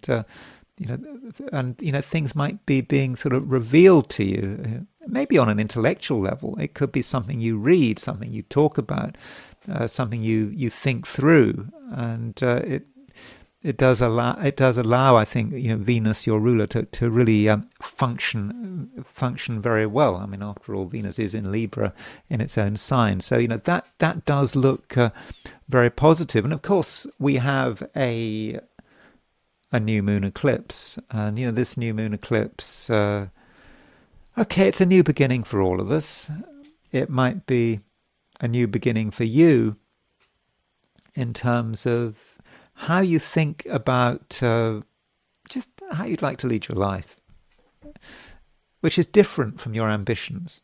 I mean, ambitions can be about money and status and power and whatever, but there's also how you should be leading your life, how you'd like to lead your life. Imagine yourself in a year's time, 5 years' time, whatever timescales most suitable. What would you like to be doing? Who would you like to spend your time with? Who would you not like to spend your time with? These kind of questions, which go beyond mere ambition, should be something that you should be thinking. You should be thinking about them. And I think it kind of started maybe with Jupiter moving into Leo, which was quite recently. But Jupiter stays in Leo until July of next year, July 2027. And so this new moon may allow you to start work on sort of something new, and it's about just working out just what kind of future you would like, and you should not feel constrained and thinking about what kind of future you want. It's not what other people want. It is about you. I mean, there's still social pressure. I mean, that is a way you might perceive the new moon. You're certainly aware of the social pressure, but we do have a lot of planets in Leo, and so when we got a lot of planets in Leo, we quite possibly have a reflex action. We get that reflex action in Aquarius. It kind of moves into the opposite sign of Aquarius. And so, the North Node is in Aquarius. Pluto is in Aquarius. Venus is trine Pluto. And Venus is also trine Uranus. It's exactly trine Uranus today. And so in spite of all of this pressure, and people telling you what to think and what's right for you, and telling you what kind of lifestyle choices you should make and so on, you do need to think about yourself, and that's perhaps where the reflex action lies. It's you move over into Aquarius and into an air sign, and Aquarius is about you really being an individual and by being an individual, you can really change things. You really can. And it's actually relatively easy. After all, Venus is trine Uranus. It's not square Uranus. And Venus is trine Pluto. So Venus is making favourable aspects to these two planets which are associated with change and transformation and perhaps revolution. And so this is something you can do, but in a way that is actually quite gentle. You don't have to make a big fuss about it. And when you've got a new moon eclipse, that makes everything intense. Everything astrologically intense, more significant. And the fact that the Mars is in the first degree of Cancer becomes more significant. And this Mars in the first degree of Cancer, I've talked about ambition on several levels. I've said that all these planets in Leo, we're talking about your ambitions in, well, not really ambition, the kind of future you would like for yourself. But there is also the question of more sort of basic ambition, as in power, status, money. It's still there. Mars is in Cancer, and Mars wants attention, and Mars is quite an aggressive planet, and you need to work out how Mars is going to manifest. If you do nothing, particularly if you're working, and if you do nothing and you just do what you're told, then Mars could, as I was saying yesterday, could represent a person who is throwing their weight around. On the other hand, if you take ownership of Mars, then that can be you as someone who is ambitious. You're ambitious in the short term, you're idealistic in the long term, and these kind of all come together. And I think while Mars is in Cancer, as I think I said yesterday, this is a time when you can really move forward with your ambitions, and I think that you should be able to look after yourself. This is not a time to let other people walk all over you or tell you what to do. No, it's a time to be standing up for yourself and your own interests. Scorpio. The eclipse is now with us. It's new moon eclipse, and for you, Scorpio, I think it is a significant event, and I think it's perhaps more significant for you than it is for a lot of other people. And the thing about this eclipse is that it is in a really high profile part of your chart. I think you understand that. I think I have been talking about it for a long time, and I think that you have a need to be successful in your own terms, whatever success means to you, and that's what you're trying to achieve. That's what you are looking for. And with all of this energy in Leo, including the new moon eclipse, I think that you really have a chance to propel yourself forward. And I'm not just talking about today. The eclipse is something more prolonged. Certainly, the eclipse should last 2 weeks. Some would say because it's an eclipse, but one should see it as being lasting for much longer. When you look at what's happening this year, for example, this eclipse in Leo, may just be a big deal for you. This is a moment, perhaps, when you make certain decisions, what you want to do, what you want to focus on, what is important to you. How you want to project yourself, how you want to project your ambitions. All of this can happen with this new moon eclipse, and you can do it. You can do it powerfully, but you also need to be able to cut through the fog. And fog is a theme of this video, and the reason fog is a theme of this video, well, this we have the influence of Neptune, and Neptune is a sesquiquadrate the Sun, and it's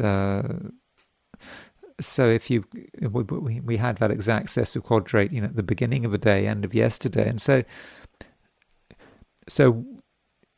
in fact, of course, it's sesquiquadrate the whole new moon, so it's widely aspecting. I mean, it's not close to sesquiquadrate, but so the new moon does represent your ambitions, what you are trying to do, and I think you can really do a lot. But Neptune is perhaps creating some confusion, and the confusion might relate to how exactly are you going to put your plans into action? What steps do you need to take? What organizational steps, for example? How are you going to manage your life? How are you going to manage your time? How are you going to just make sure that everything is just in order? And Neptune is threatening to sort of undermine that. So it's all very well having big ideas, but there might be inefficiencies in execution because of maybe just a lack of grounding. And don't forget, we have no planets in Earth signs right now, and it may be that with this new moon eclipse, you clearly have an idea about what you want to be doing. Deep down, you know what it is. I mean, you're a Scorpio. But there are all sorts of reasons why you can't get it together. And it just may actually take you the next couple of weeks to work it all out. You may have to wait until the Sun moves into Virgo, until the Sun and Mercury move into Virgo, when you've got Sun, Mercury, and Earth sign, for you to just find the ability or find the opportunity to really get to grips with things. But maybe you shouldn't feel that it all has to be done right now. It's enough perhaps just to know what you want, to know how you're going to start things off. And so that new moon can be very, very inspiring. And yes, it might encourage you to take action. And if you want to take action, you certainly can. Mars has just moved into Cancer. Mars is on the solstice point. Mars is able to act quickly, without warning. And so, yes, that is definitely something you can do. No one expects it, but you have perhaps a clear idea of, when something needs to be done. And I think you can get your timing right. And perhaps timing is something that is going to be important. But if you feel that something needs to be done, I think that you have the opportunity to act quite quickly. And you're not particularly afraid of other people's response. In fact, if other people are not happy about what you're doing, you might gain a certain satisfaction from that. After all, Mars, your ruler, is making a sextile to Chiron, Chiron the maverick. And so with Mars sextile Chiron, you certainly have the capacity to stir things up and to do things that are slightly unexpected. And by doing that, maybe you're in a way kind of establishing your authority. So overall, Scorpio, I do think you have a lot available to you, and there's certainly a lot you can accomplish.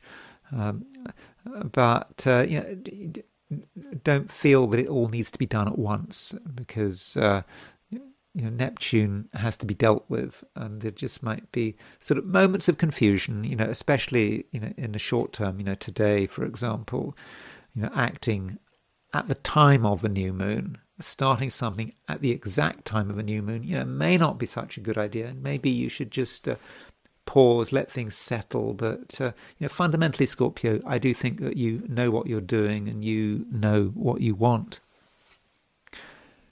Sagittarius, there is a lot of fire.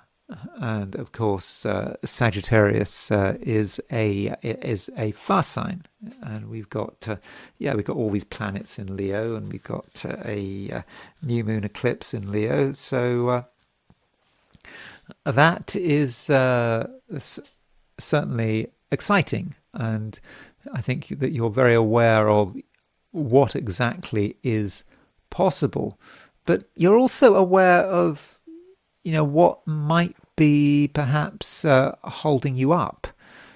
And not everything is entirely straightforward. At least that's how it feels. And at times, Sagittarius, you just might feel rather tense. I think you were feeling this tension yesterday as well. Just something is holding you back. But you want change, you want even sort of dramatic change, but how are you going to get it? And that might be something that is sort of bothering you. And so you see the potential, but what about turning it into real practice? And that might not be entirely easy.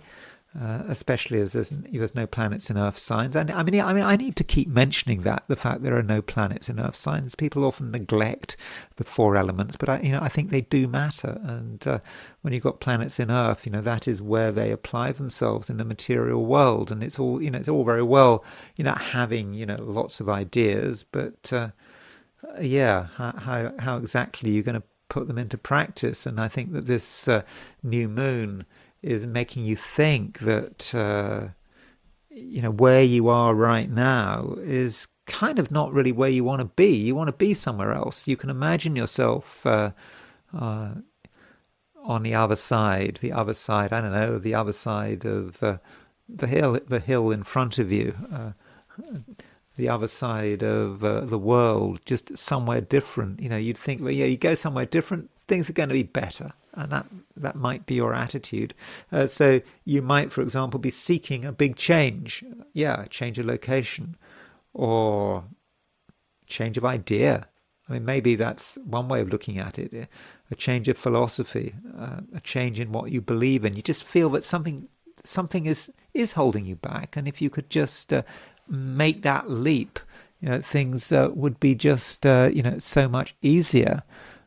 But it may just take a bit of time to take that leap. And I don't think you're going to be able to take that leap today. I mean, today is at least just a day when you just have a feeling that something has begun conceptually, but being able to turn it into practice, that could take some time. It might take a day, it might take a fortnight. Maybe you need something to move into Virgo. Maybe you're waiting for the moon to move into Virgo, which is tomorrow. Maybe you're waiting for the sun to move into Virgo, which is at the end of the month. So you're just looking for that change to allow you to really make the most of everything. And it's just important that you're not frustrated. There's no need to be frustrated because we're not talking about very much time, but you have to wait. And really, Sagittarius, it's just a beginning, something starting, and it just might take some time to work its way through. Capricorn. Today, of course, we have this new moon eclipse, which everyone is getting very excited about. And, different people are going to be influenced by this eclipse in different ways. And if I were to generalize about how much you will be influenced by this eclipse, I would have probably said that you're going to be less influenced by it than most other signs. So I wouldn't worry too much about this eclipse, and it's quite possible that if you want to ignore it, you can. But still, it's part of everyone's lives, Capricorns included.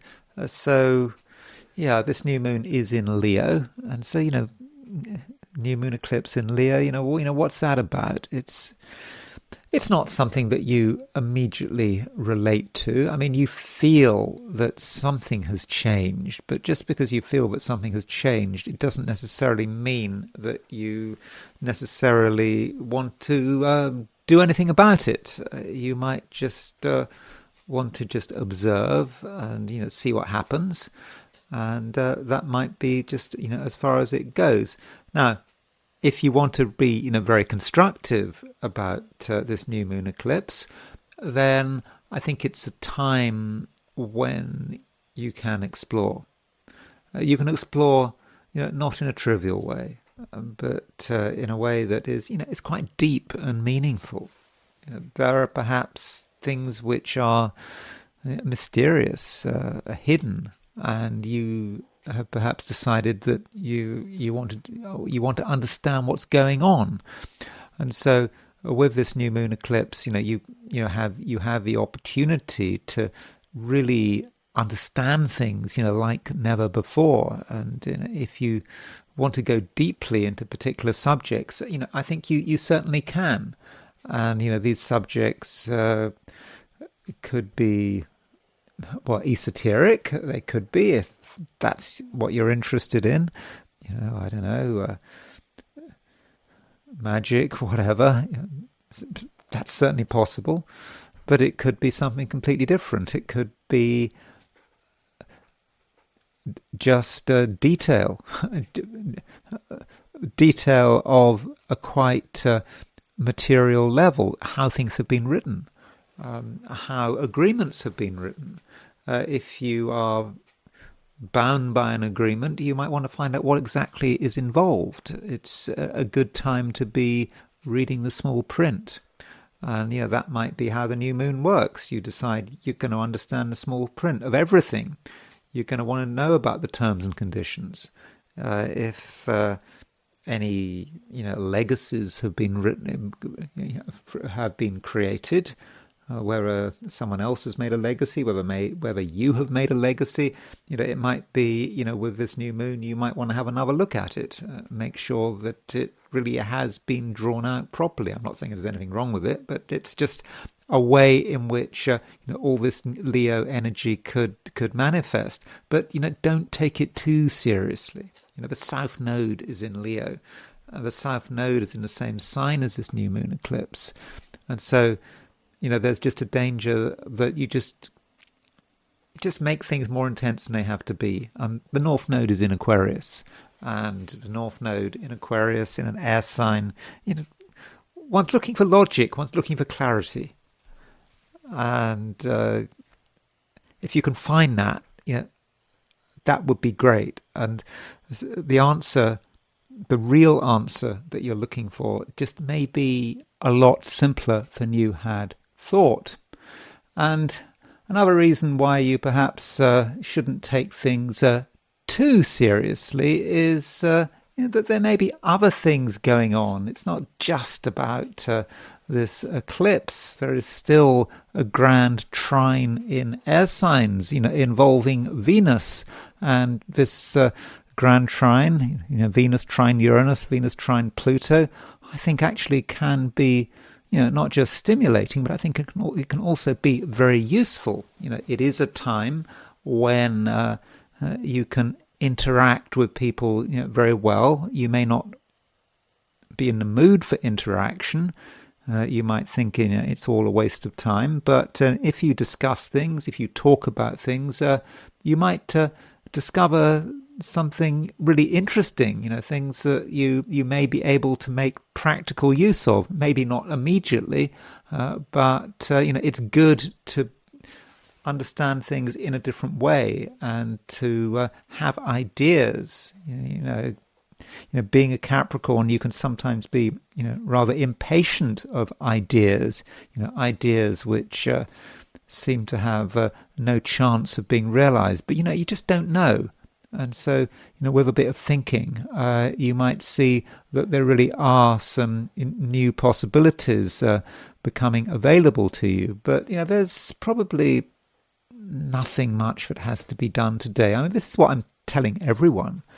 That is the nature of a new moon eclipse. The sun and the moon are together, they're making a conjunction, and with this conjunction it really does gravitate against taking action, because there just isn't the right level of objectivity. Okay, you might be able to be objective, but what about other people? So if you try to involve other people in what you're doing in the short term, it may not be entirely satisfactory.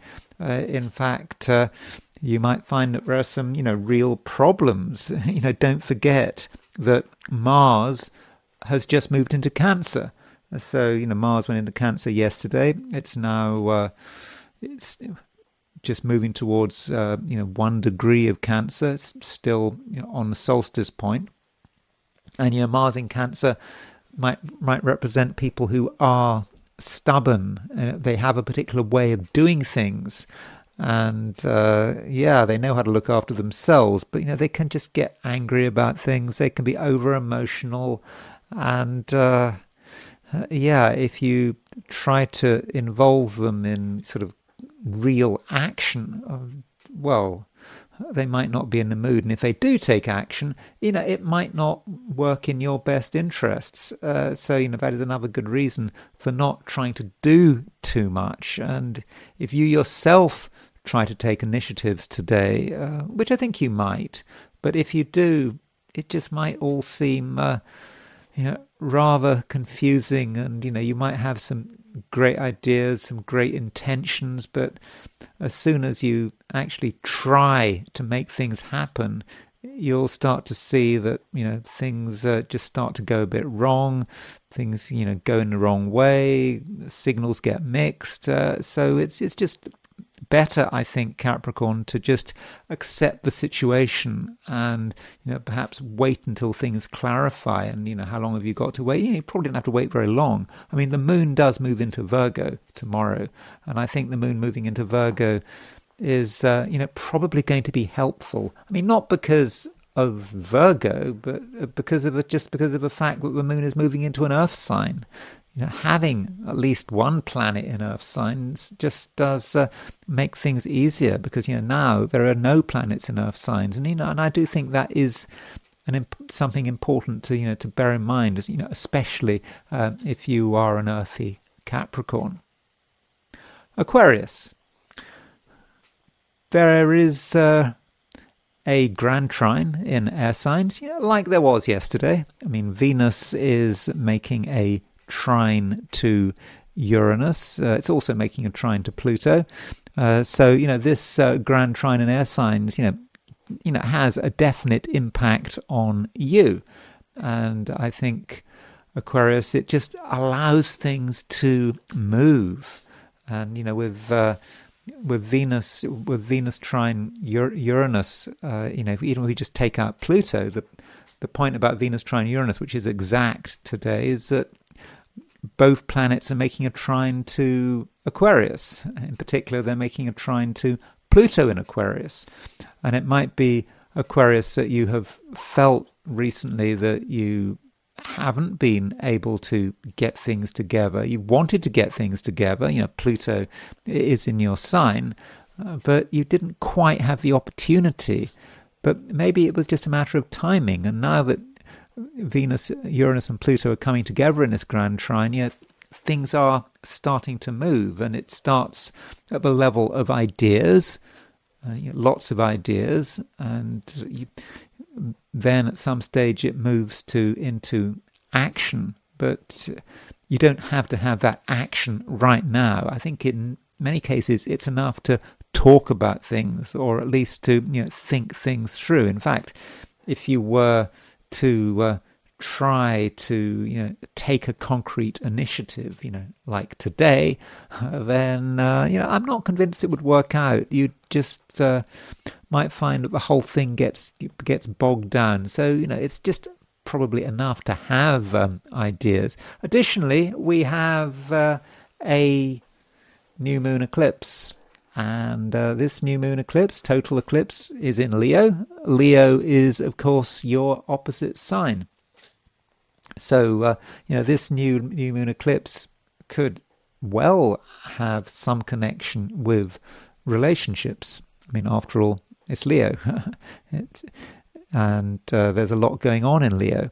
And so it might be about what other people are doing or what other people are starting to do, and it might have an impact on you. So it's very important, Aquarius, that you listen. You just get an idea about what's going to happen next, because you don't want to be in a situation where you get surprised, where someone has been planning on something and they just do it, and you weren't aware, you weren't prepared, you hadn't done the reading. Now that could take place on a completely sort of personal level. Maybe a partner or a spouse has got some plans and they haven't thought it necessary to tell you. That's where the action lies. Or it could be some organization, or maybe your city or the council has decided to do something, and you just didn't know. You weren't paying attention, I don't know, to the city or the council website. It was announced somewhere, but you didn't know about it. But you could have known about it. So really listen, keep yourself informed, because what you don't want is surprises. And I'm not just talking about today, I'm talking about next 2 weeks, maybe even the next month. Just find out what is going on, ask questions, research, explore. And once you know what's going on, you may be in a position to have an impact. And so that's something I would recommend. But also with all these planets in Leo, it can signal a change in a relationship. It could signal a new relationship. Someone just turning up, and you weren't aware they turned up, and someone arrives on the scene, and they might have an increasing influence on you. But it's not going to be an overwhelming influence. You very much know how to look after yourself. I mean, don't forget, Pluto is in Aquarius, and so with Pluto in your sign, in the end, ultimately, you are the one in control. You are making the decisions. You are the one who is capable of creating real change. And so, in order to give yourself power, you have to be aware. You have to be aware of what other people are doing, and perhaps there is a place for just watching and not feeling that you always have to be right in the center of things. I don't think you do. And so I think that if you understand what other people are doing, if you talk to other people, perhaps you might think that a relationship is changing. So try to be sensitive to that. Just look at the various relationships you're in and see how the dynamic may be quite subtly changing. But over the next few weeks, this change may become increasingly obvious, and I don't think it's anything to worry about. I think it's a natural progression, something that has been developing. And don't forget that Jupiter is moving through Leo. Jupiter is moving through your opposite sign. It will be continue to move through your opposite sign, well, until July of next year. And this perhaps is a signal that you can get more from other people. You perhaps have a right to have high expectations, and maybe with this new moon, you might actually realize, what actually it is that you want from a relationship. Again, it doesn't matter what the relationship is about. Any relationship has a transactional nature.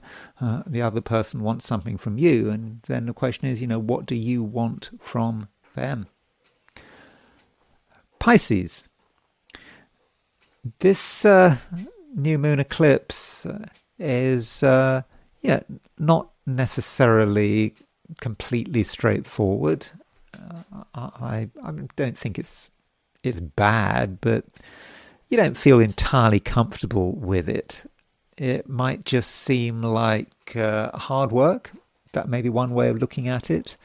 That's not how a lot of other people see this new moon eclipse. But you've got 4 planets in Leo, and 4 planets in Leo just seems a lot to have to deal with, and it might become apparent to you that there is something else that needs to be done, and it may not be anything you necessarily want to do, but as far as you're concerned, you just might not have a choice.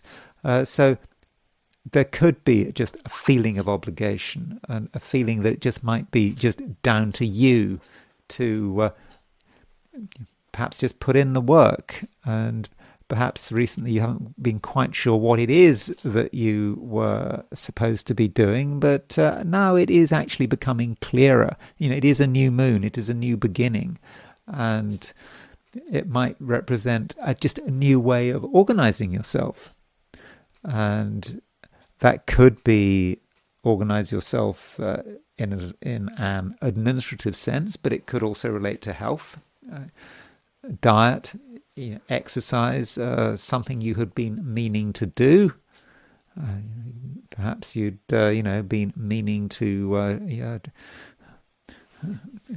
take more exercise, meaning to adopt a healthy diet or adopt a healthier diet, or you'd been meaning to give something up, which might be sort of bad for you.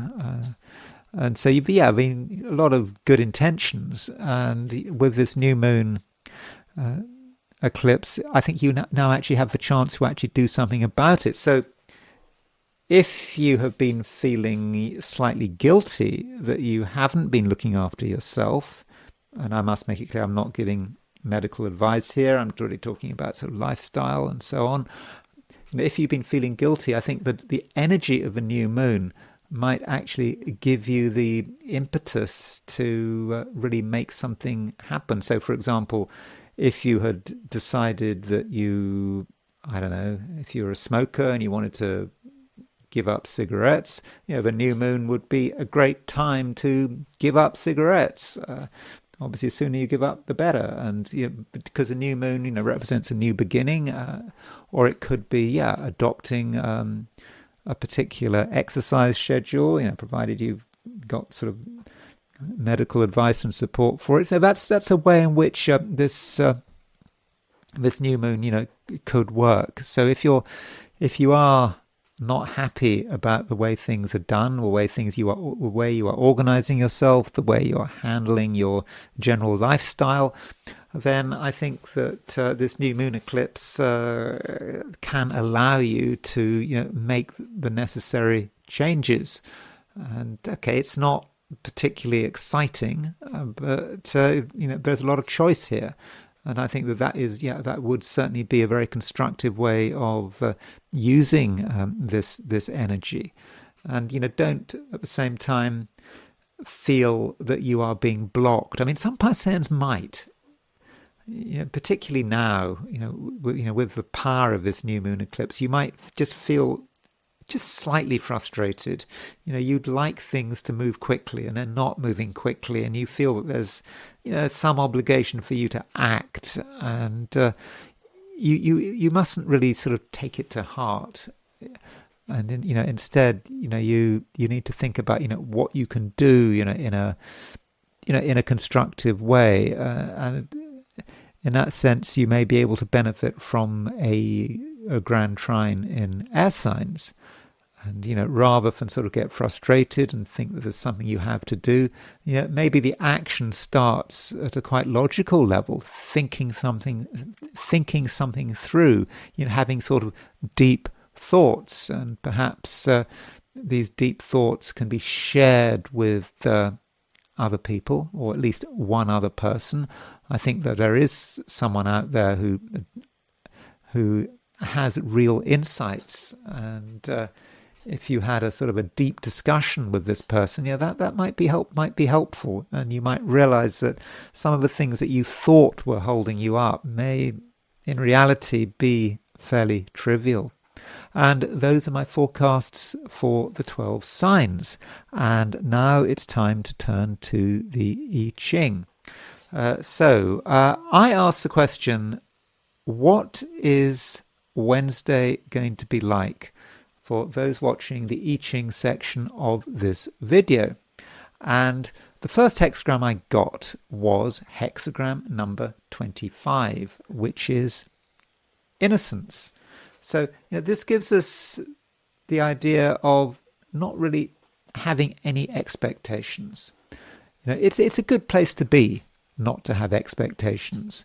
We don't entirely know what we're supposed to be doing. We don't understand the rules, and we are in our own ways, quite naive, and that can certainly have advantages. And sometimes when one is naive, one just has one has a natural advantage. Things work out just fine, and if we weren't naive, if we had intentions and we had expectations, well, that could just spoil everything. Now, this hexagram, innocence, has 4 moving lines. That is a lot of moving lines. So with 4 moving lines, this does indicate that it is quite a busy day. And this is certainly reflected by the astrology. There's all sorts of stuff going on. We've got the grand trine in air signs. We've got Mercury opposition Pluto. We've got, of course, the new moon eclipse. And so 4 moving lines kind of makes sense. So if you've got 4 moving lines, you mustn't assume that one situation that you're in is going to last forever. There can be a change. Every few hours there might be a change. Something crops up, something you have to deal with. So it could just be that kind of day, and it doesn't matter what this hexagram is, whether it's innocence or something else. The fact is we've got 4 moving lines. So as far as these moving lines are concerned, we have the first line moving, we have the second line moving, we have the third line moving, we have the top line moving. And the bottom line, which is moving, represents the beginning of an action. The beginning of an action where we don't really know what we're doing. Not really. It's all new to us.